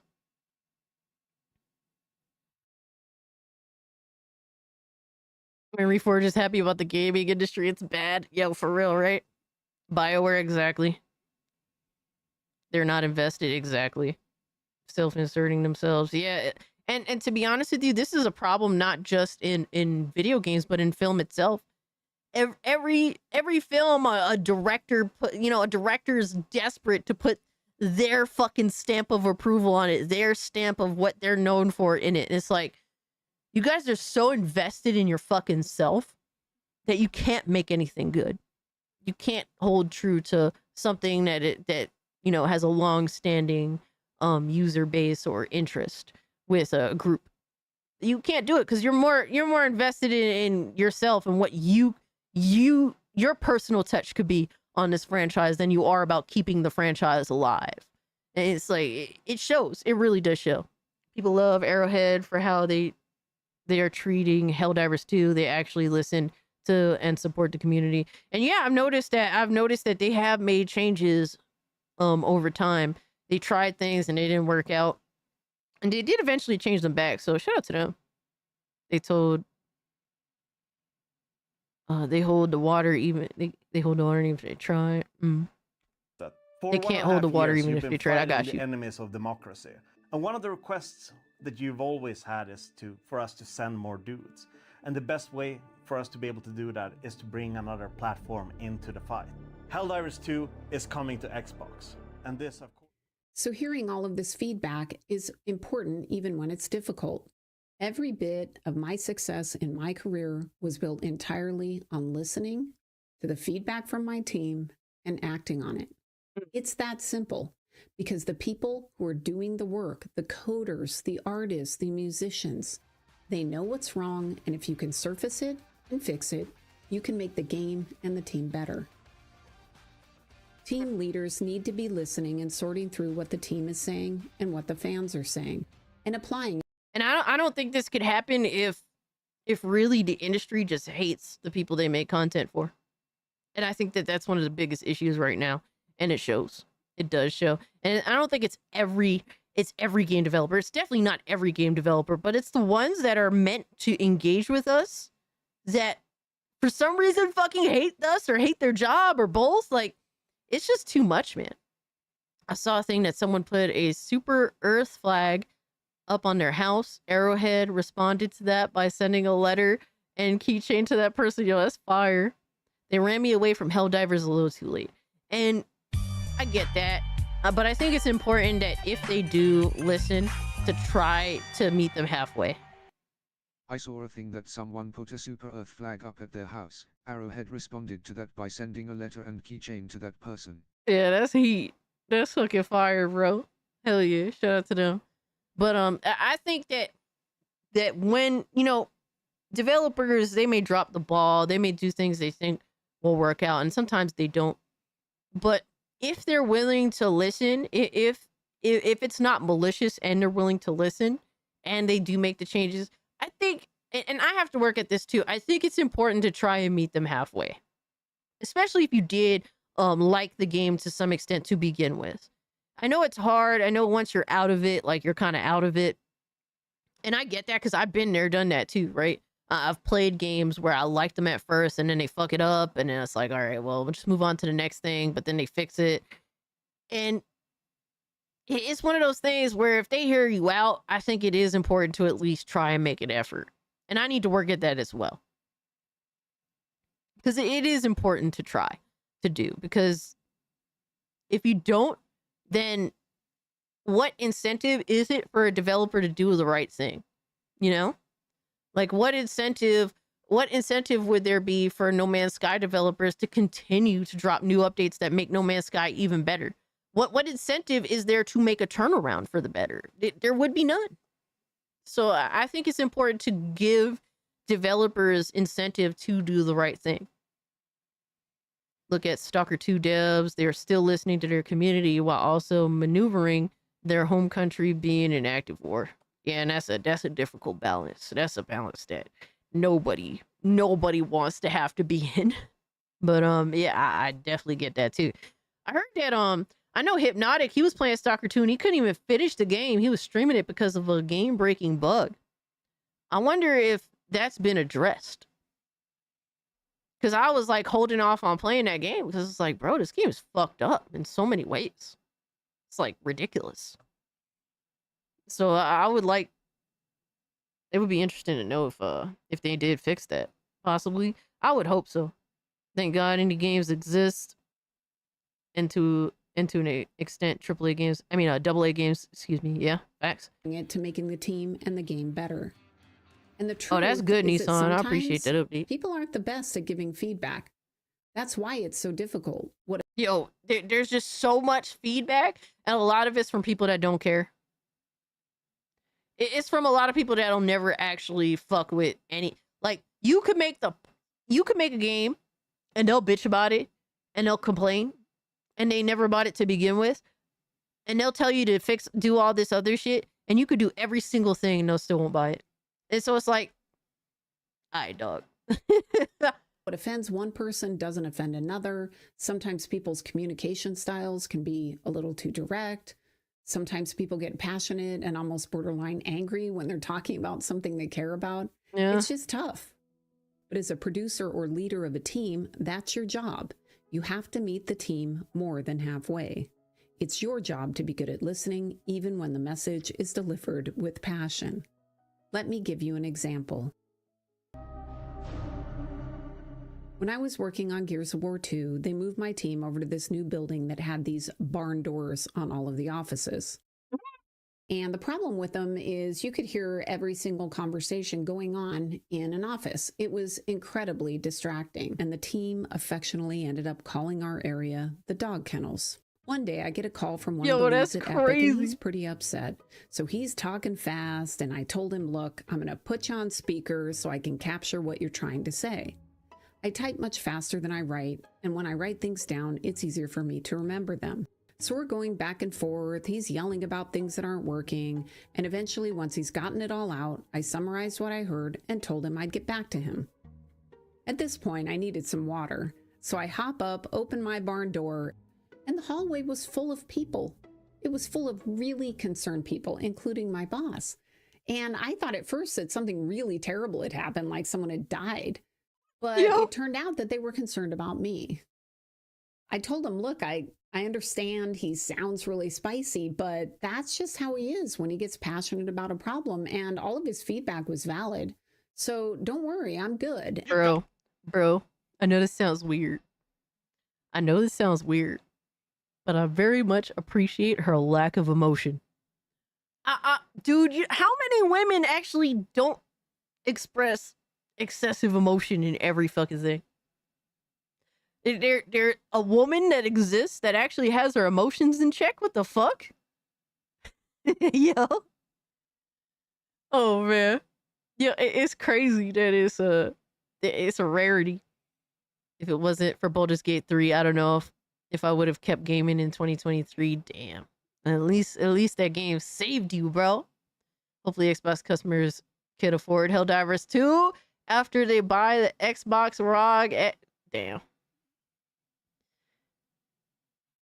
I mean, I think the positive thing, honestly, Frag Monkey, is that they don't have to buy it. They don't have to buy it. You could just buy the games and just keep playing the games and continue as is. But if you do want to buy the ROG, I mean, I think that's the thing that I don't know if people, I don't know if this is a good or bad thing, but you don't need the hardware. But honestly, I don't see how this is necessarily the worst thing ever, because how much money do you make on hardware to begin with? Just as long as there is direct engagement with the games, people want to play the games, go out of their way to play the games, if it be by the subscription or by paying the money outright. What does the hardware even mean at that point? You can tell she can handle pressure from her boss in that story pretty much. But watch the Sony fanboys bash Stalker 2 for being either too hard, too janky, or still having bugs, while not realizing that devs are in a war zone, lost a lead dev to the war. Dude, that's crazy. I mean, they're gonna bitch, and guess what? Most of the ones that'll be bitching don't even know the game. So Got no arms left. Yes, I have. I can understand why you don't want to buy the game if the game don't fucking work right. I don't particularly like spicy phone calls, but it wasn't personal. And at the end of the day, my job was to help Epic and Xbox make a great game together. He was right on several issues, and there were things we needed to fix. And that's one of the biggest struggles for people when it comes to feedback. It means communicating with a bunch of people that don't think like you, don't react to things the way you do. It's not something that ever gets easy because there's so much variability in communication styles. It's a lot. Of course, there is feedback that's mean, that's personal, and it can be hard to deal with. I remember one time at Oculus, it was the day before the Thanksgiving weekend. I had family coming into town and I was really looking forward to just relaxing and eating a big turkey dinner. I was exhausted, but I was in a really good mood going into my last meeting with one of our researchers. Well, I get into the meeting and I'm kind of in vacation brain mode, and he was mad. He was mad because he didn't agree with one of the decisions that had been made. And when I didn't immediately confirm that he was correct, he flipped out. Yo! He started berating me and insulting me, saying I was dumb. He was just plain mean. It was quite shocking. We'd had many passionate debates, and never once had he attacked me personally.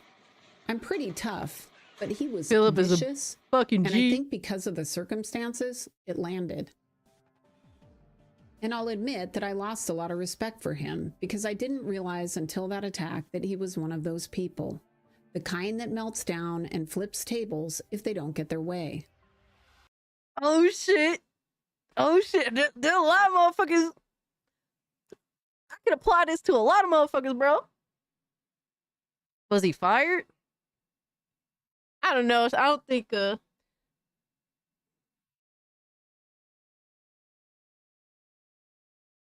to be honest with you, Drewski, yeah, it's crazy that that's like Baldur's Gate 3 is a prime example of what AAA games could be, and it's not even a AAA game. Crazy, right? But yeah, bro, like as fucked up as that is, and as unacceptable as it is, like I feel like I feel like that kind of passion, it to an extent is needed. Like this dude cared about this game so much that he did crash out over a decision on it. But like the way that some of these games come out, guys, like I have a hard time believing that people care, like the people behind the game care that much. I have a hard time feeling that way. Like when you drop a pile of fucking slop and say, yeah, give me $70. Like there's not enough people that care, or not enough people in important places that care about the game. That said, I didn't allow his meltdown to impact my ability to give feedback, nor did I shut down his. I still wanted to hear. And that's the problem too. A lot of people, once they hear this type of, like, you know, like once we have a disagreement, oh, I have to block out what you say, right? And it's acceptable if the individual never cared to begin with, but if the person does care, which clearly the person that she's bringing up does care, it's important to try and be the bigger person in the situation. And her discussion, like what she's saying, is her being the bigger person. Even despite how disrespectful this individual was, she didn't block out their like their opinion or what they were saying, because despite how they're acting, despite how ignorant they're being, they do care about the project. Hear what he had to say about the project. I just didn't want to hear any more what he thought about me. Your mother was a hamster, and your father smelt of elderberries. Yo. Is there someone else up there we could talk to? As the leader of the team, it's my responsibility to meet him more than halfway, to hear feedback Absolutely, even Frag Monkey. when delivered poorly. And this is part of why you see so many games failing and going off the rails, because game developers aren't good at turning off that emotion, ignoring the meltdown crowd, and just listening to the feedback. They aren't. Oh shit. She's speaking facts right now, bro. Mining the gold that comes from their fans, the people who are paying attention and care about their games. And sometimes it's sadly the game developers that themselves are on Team Meltdown. What? Bro, she's speaking facts.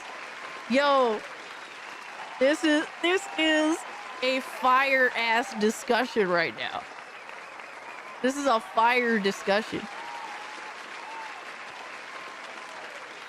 And she just being clean as fuck with it too, saying what it is, clean and to the point. Shout out to her.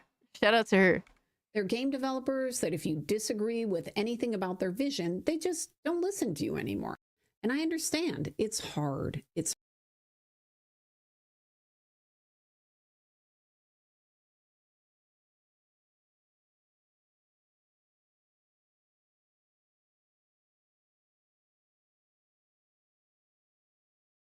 I mean, that's pretty convenient. I mean,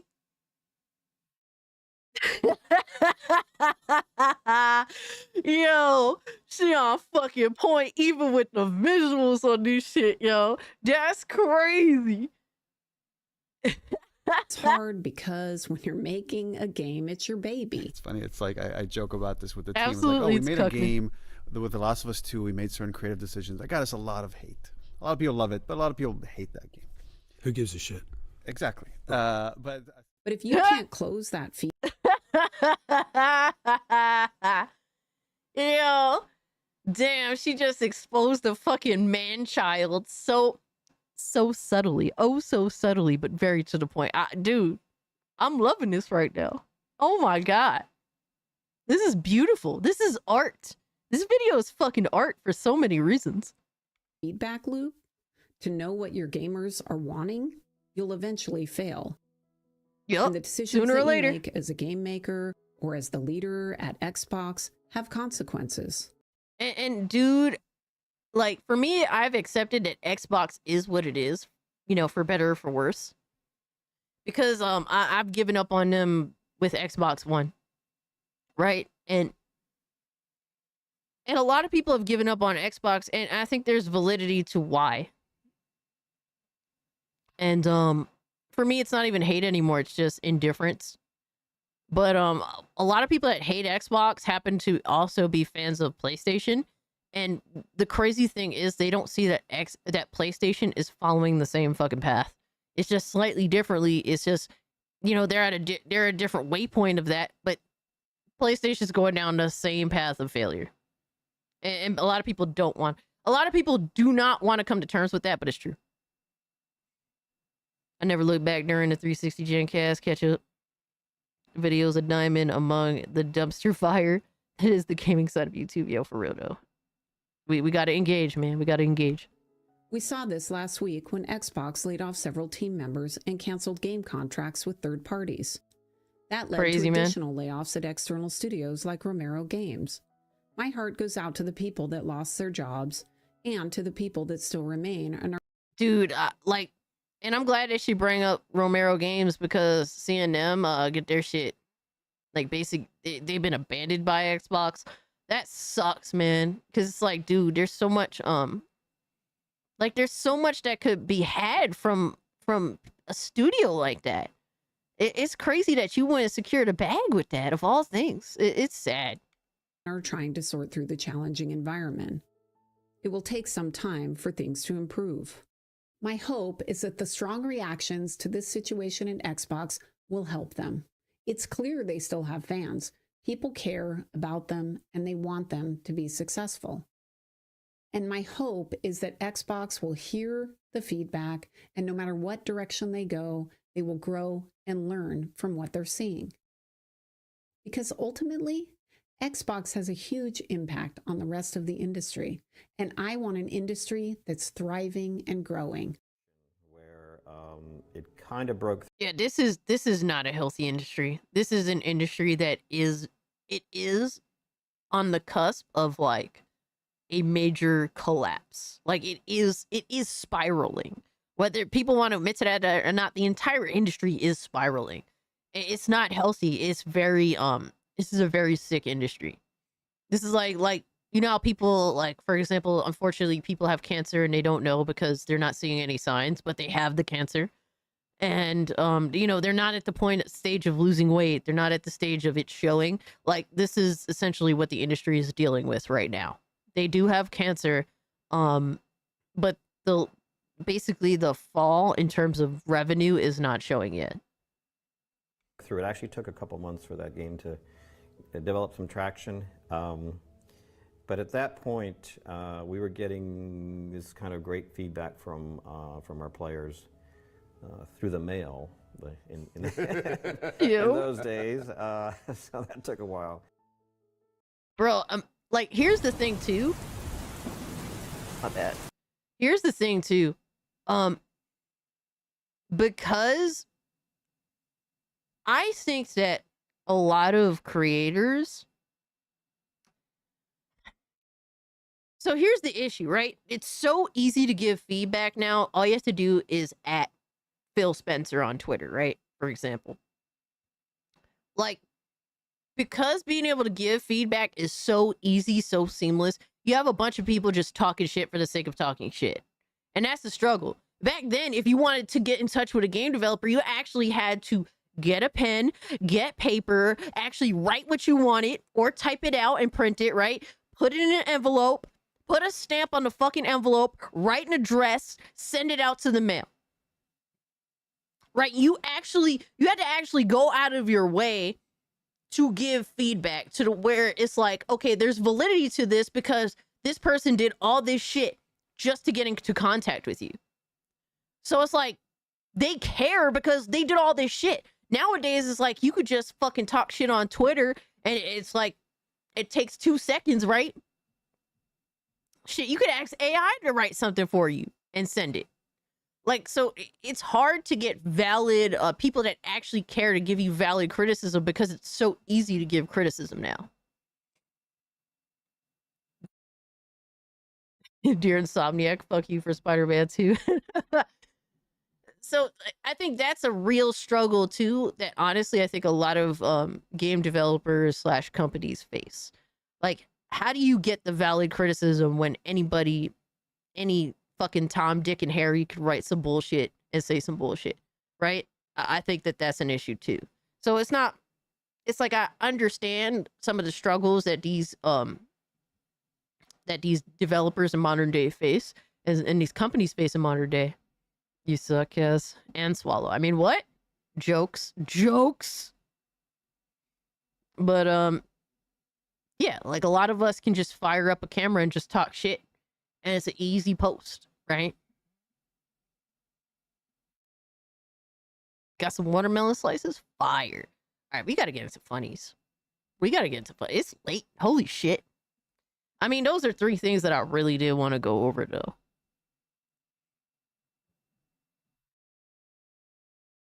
Throw some shekels. Hold on, let me get a drink. Let me get a drink real quick. Then we gonna get into funnies. Ziggy, what you want? What you want, Ziggy? Wow, he slipped out of my hand.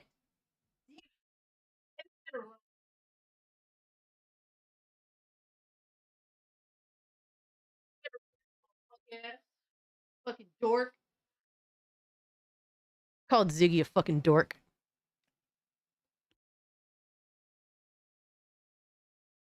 Mikey just said, I made it to 300 subs. Let's fucking go. Shout out to you, Mikey, man. I know you've been working hard. But that's a big milestone. 300 subs is nothing to scoff at, bro.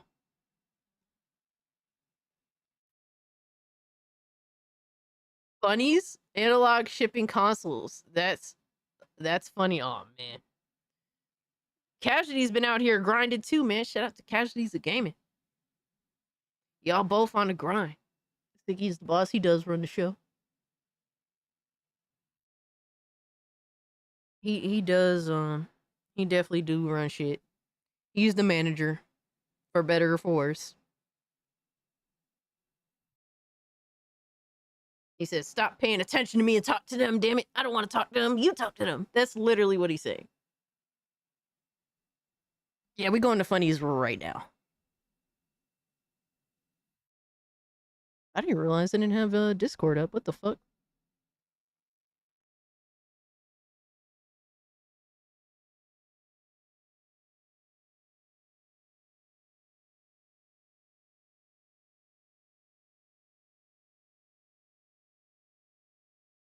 Alright, let's see.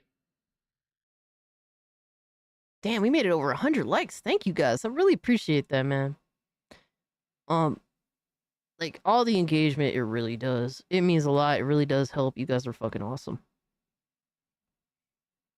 Alright, so we got funny requests.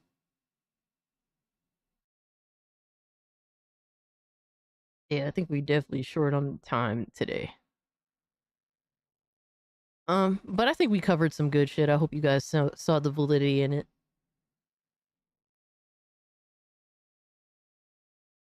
Bro, didn't even pretend to aim elsewhere. Oh man. What is this? What? I timestamp skip the lesser content.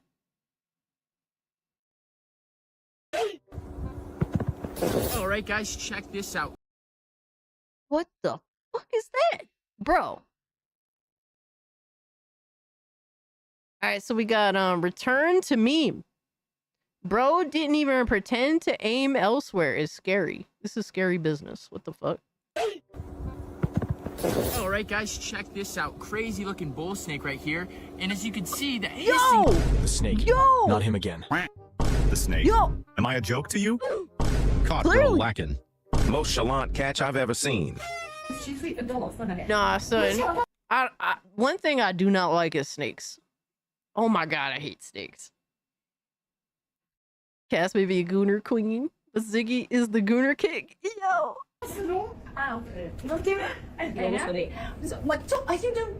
Bro is just trying to go to Bali. Come on. Yo! He's paid for his ticket. Bro is ready for vacation. Hey, yo! Well played there, brother. Bro grabbed a handful. He definitely got her pregnant with that move. Bro knew what he was doing. Wow. Oh shit! Yo! It was a red light. He sued and won the case. The light was red. He did not stop in the middle of traffic to eat. Nah, that car hit him on purpose. Wow.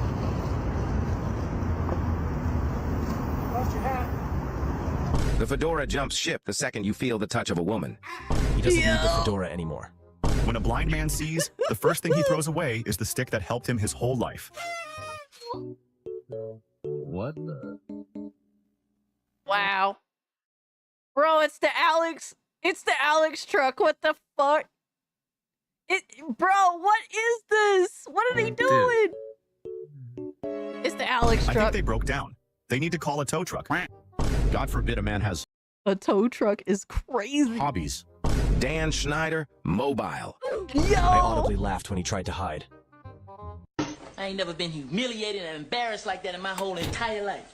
Thanks to you. Thanks to me? Yeah, thanks to you. That smile says she'll do it again. That was perfect. She did such a good job. Daughter is a paid actress. Oh man.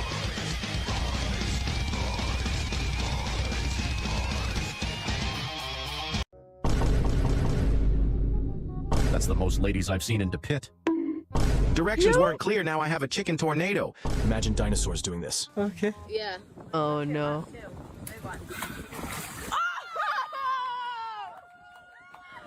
Save some women for the rest of us, bro. Bro, what the fuck? My wife uses this app. The no look, no hook, grab a snook, what the fuck? How did Uber allow you to sign up? Well, you work for Uber, right? Guys, can you keep it down? I'm trying to sleep. He seems chill, I'd trust him. Guys, come on, he's trying to sleep. Wire is a myth made by the wire company to sell more wire. Lean on the pole while you think about it. The answer will shock you. Yo, son.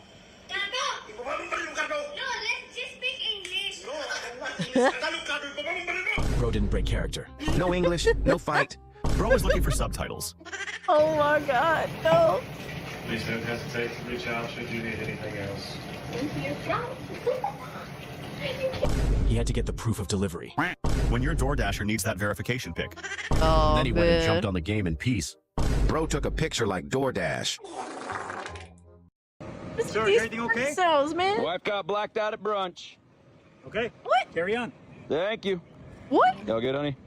This guy's gonna have the craziest grandpa lore. Of course the wife blacked out. I might not go back in. I'm gonna go home, actually. Me as soon as the sun starts to shine. I'm the one who said, I'm gonna go home, actually. Why even go when you can stay in bed? Think different. Yo, facts. Can relate. Yo, no. No. If it's good enough for the plants, then it's good enough for me. I'm something of a flower myself. I Yo, drank water son. from the iron. That's crazy. Yeah. These lazy motherfuckers. Guard dogs? Guyot dogs. Are they guarding or twerking? Which end is barking? Aw, man. Tragedy? What? Did the cops ever find his body? That kid will grow up without his father. And that was the last kid he ever had. Yo. What? What? Huh? She won't cheat on you, bro. Bro, call 911. Bruh. What the fuck is it? Just to knit? We got Black Ops knitting before we got GTA Just 6? to knit? Huh? Not the tactical knitting scope. Call of Duty. Modern SoFair. What? Bravo knit. Going dark. Bro. Mad at me.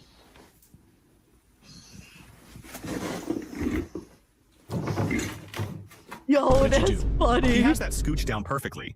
That second scooch was personal. Huh? He said, girl. Taser. Bro, what the fuck? How many times is she going to be tased? Bro was aiming directly where he was looking. Them fangs gripping tighter than a new set of Michelin pilots. Them cheeks were gripping harder than the special kid holds the class hamster. Oh my fucking god. Is he good? Yo, that's disrespectful as hell. It took me a time to realize. I thought it was ice cream. Don't blame him. Bro was broke for buying real ice cream. Bro, I really did think that was actually ice cream, and then I looked up and saw a head. I'm like, wait, what? Yo, that bitch really did look like ice cream. That's probably the nicest thing anyone's ever said to her. Okay. Oh man, alright.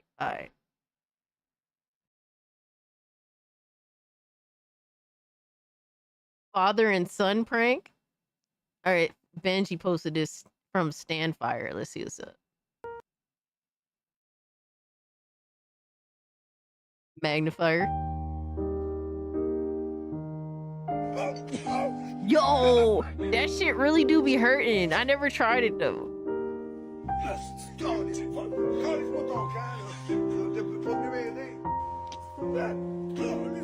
Yo.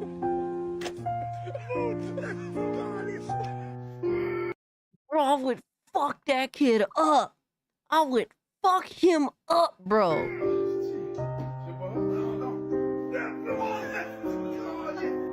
How do you fall for that? What an idiot. Nah, his father just retarded.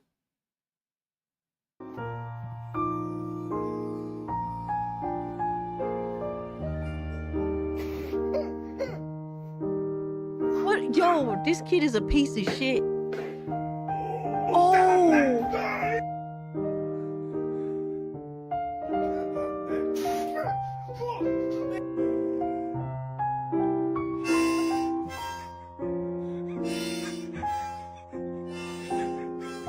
Your mom should have swallowed. Yo, for real though. Yo, that kid is a piece of shit. What a fucking piece of shit. Oh my god. Dude, my father would fuck me up for even thinking about doing any of this shit.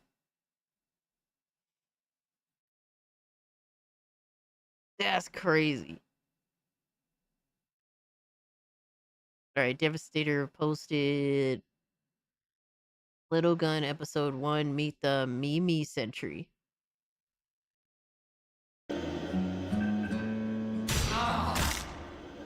What the fuck? Oh no. You say something, Suge? Couldn't hear you over my guns. Oh shit. Yo, I swear, bro. Devastator's just obsessed with Team Fortress 2. This game has had control over his life, his entire life. No, casualties. Even if I attempted one of those things, one of those pranks on my father that this dude decided to pull on his father, I would be dead. It's not even debatable. Like It's not even like, yo, that's some other shit right there. What's fucked up? Do you know how that shit can get? Dude, I don't know, but I've always like you constantly seen depictions of like using a magnifying glass with the sun. I never knew how hot that shit actually get. That's what my daddy taught me to do to backstabbers. Okay, don't No, get too no excited. casualties. I would just die, Wouldn't say I even know attempting you one. think. Net a real Texan? What a dodge that. Kill me. Nah, Yo. it ain't getting any harder for me to kill you. No. Yes. I hate you. You disgust.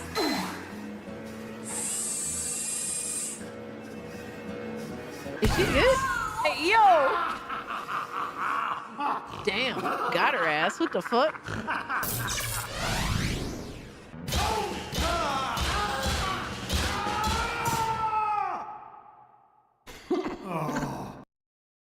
Oh no. Bro, it says available now for PC. Motherfucker, this video came out 5 months ago. What are you talking about? Oh yeah, hold up. Let me give some engagement. I ain't giving no likes to this stuff. I'm not supporting this Team Fortress 2 content anymore, Devastator. Just out of spite, because that's all you said. All right, Chief and sent, brother, I crave the forbidden lamp from Burla Goods? What the fuck is his name? Brother, I Oh, crave shit. the forbidden lamp. Oh shit. Seek not the lamp, brother. Heed not its light. Brother, the light calls to me. It calls to us all. You must resist it, brother. The light is the call of death. I know, brother, and yet I long for it. I desire its forbidden touch. You cannot touch it, brother. I know this. I too When you're trying to convince a assaulter not to touch that one. I mean, what? once followed the call of the forbidden lamp. I too once thought to touch the eternal and unknowable light. It is folly. Indeed. Talking to a And gooner? yet you live. You touch the forbidden lamp and yet return to life among mere mortals. I find your words implausible, Yo, brother. Demo Hear Flow me, is good, brother. homie. I did not touch the lamp. No one can. No one It is can. farther than infinity, more distant than life from death. I flew up and up beyond what I imagined possible until my wings failed me and my strength was utterly spent. Oh man. The light burned so brightly I strained to touch it, but it never got any closer. And then I fell, brother. I fell for ages, the wind carrying me where it willed, spiraling downward with no control nor any care for my destination. And the lamp retreated from me, as if in mockery of my futile struggle, and left me in darkness. When I awoke, I was on the ground, and I do not know how I survived. Bro. But I saw them, brother. Bro, this is some serious Vincent Price shit right now. Holy fuck. Yo, it's crazy homie could like talk like that. God damn. Others of our kind, their bodies broken under the weight of their hubris, their wings torn and scattered upon the blades of the green. None had touched the forbidden lamp. None ever will. Your story reveals your weakness, brother. Your trepidation prevailed and the lamp rejected you. I do not fear the light as you do. Absolutely. Vincent Price Where is one of the others have greatest of all faltered, time, man. I will succeed. I will be the first to touch the forbidden lamp and bathe in the eternal glory of its light. Perhaps when I Yeah, I can become see that one too, with Nick. the divine, I will Moths, man. Moths talking about going into the light. They can't help themselves. remember you, trapped as you are in your mortal frailties. No, brother, please. Reconsider what you're doing. The lamp is a fire that burns body and soul. Even if it could be touched, it would not make you as it is. Oh, It would shit. simply destroy you. Even so, I can no longer resist its call, brother. If I go to death or immortality, either way, this is our final party. Oh, no, Forgive don't me, do it. brother, for leaving you thus. No, don't do I it. forgive your fears, as they are born of love. If you love me, brother, then forsake this mad quest. Yes. I cannot. Remember me, brother. No. No! No. No. Fly then. Out of brotherhood, out of forgiveness, out of memory. What is a brother to a shadow? What is a shadow but what is left behind in the light? I will not remember, and when I too become nothing, it will be as though you and I never were.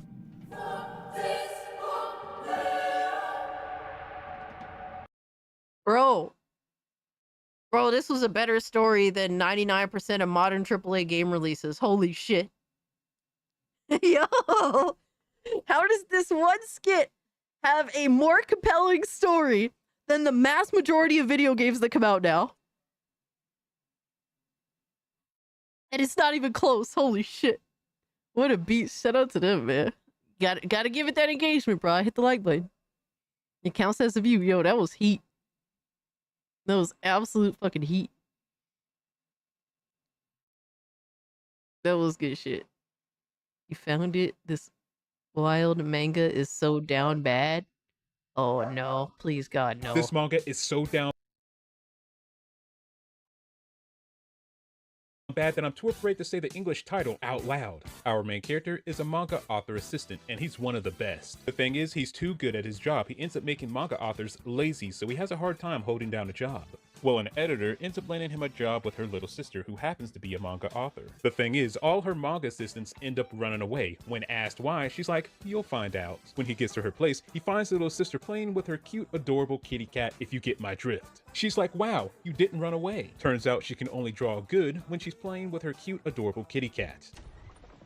What? Bro, I thought... the actual So despite her quirk, our MC decides to stick around and help this poor girl with her manga. And of course, things just get more Oh my ridiculous God, from bro. here. For example, she needs to learn how to draw faster, so our MC pulls out a bunch of tools for her to use. In another chapter, she has to draw at a live performance event, which means they have to figure out a way for her to play with her cute, adorable kitty cat without the audience noticing. This manga is so... What? What the fuck is this shit, bro?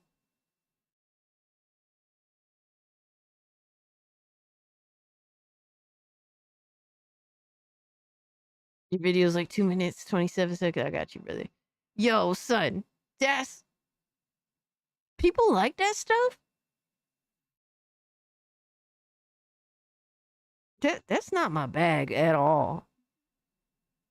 Like, for me, when something sexual is like in a story or a manga or an anime or a movie or like it has to it has to like add, like it has to be built up by the plot. Like just sex for sex sake or just that kind of shit for that kind of shit's sake. Yeah, it's kind of like weird. It's just too weird to me. Oh my God, we got so much shit to go through, dude. I have to start like deleting these things that we do and just leave behind the shit that we're not gonna get to just go into it later. Cause y'all provide, that's for sure. Can't deny that. And a palate cleanser. We need the palate cleanser. We're gonna watch your video in a sec, Philip.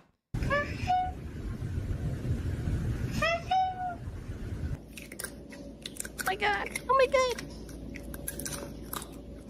Kitty, so cute. Oh my God! It looks like Ziggy. It looks like baby Ziggy. Yo, Robert, what's good? Yes, we love our cat memes, baby.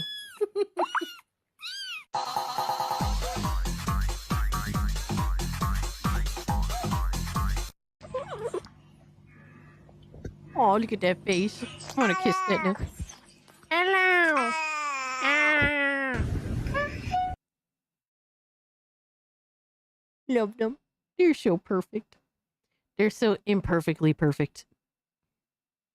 We love the kitties. Los gatitos. All right, let's delete that. We did that. Yeah, I don't think we're gonna get to too many of these. All right, next up we gotta do Phillips, and then we'll do Ridley. All right. This dog. Dylan Anderson, the dog, got in trouble at his school. What? What the fuck? Was shocked what he heard on the voicemail when his dog daycare called his owners. Just wanted to give you a quick update. Kai is a big humper. He's overstimulated, literally humping everyone. What? Aw, son, that's crazy. And a lot of the dogs did not like it. He is social, but he's more concerned about humping everybody than he is playing. This dog was. This is the GDR of dogs. I said it. I said it. I just snapped that motherfucker, bro. Yep. Gotcha, bitch. It's the GDR of dogs. To hell with him. Yep.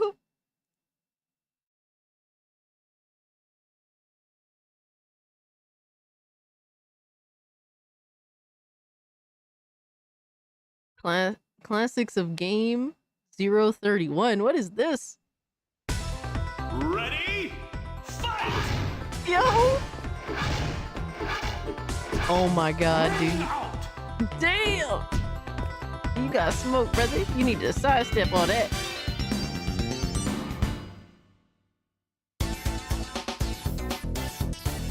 What the fuck? Yo, son. What is this? I've never seen this game.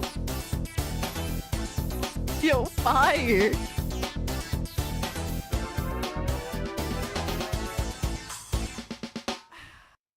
Oh my god. That's fucking hilarious. That's fucking heat. The music is lit. Absolutely. Bro, that is so PS1 era. That's as PS1 era as it gets. That was good though. Alright, Sexual White Chocolate posted this one. Pocky Purse. DeGorth has standards. I don't even know what this means.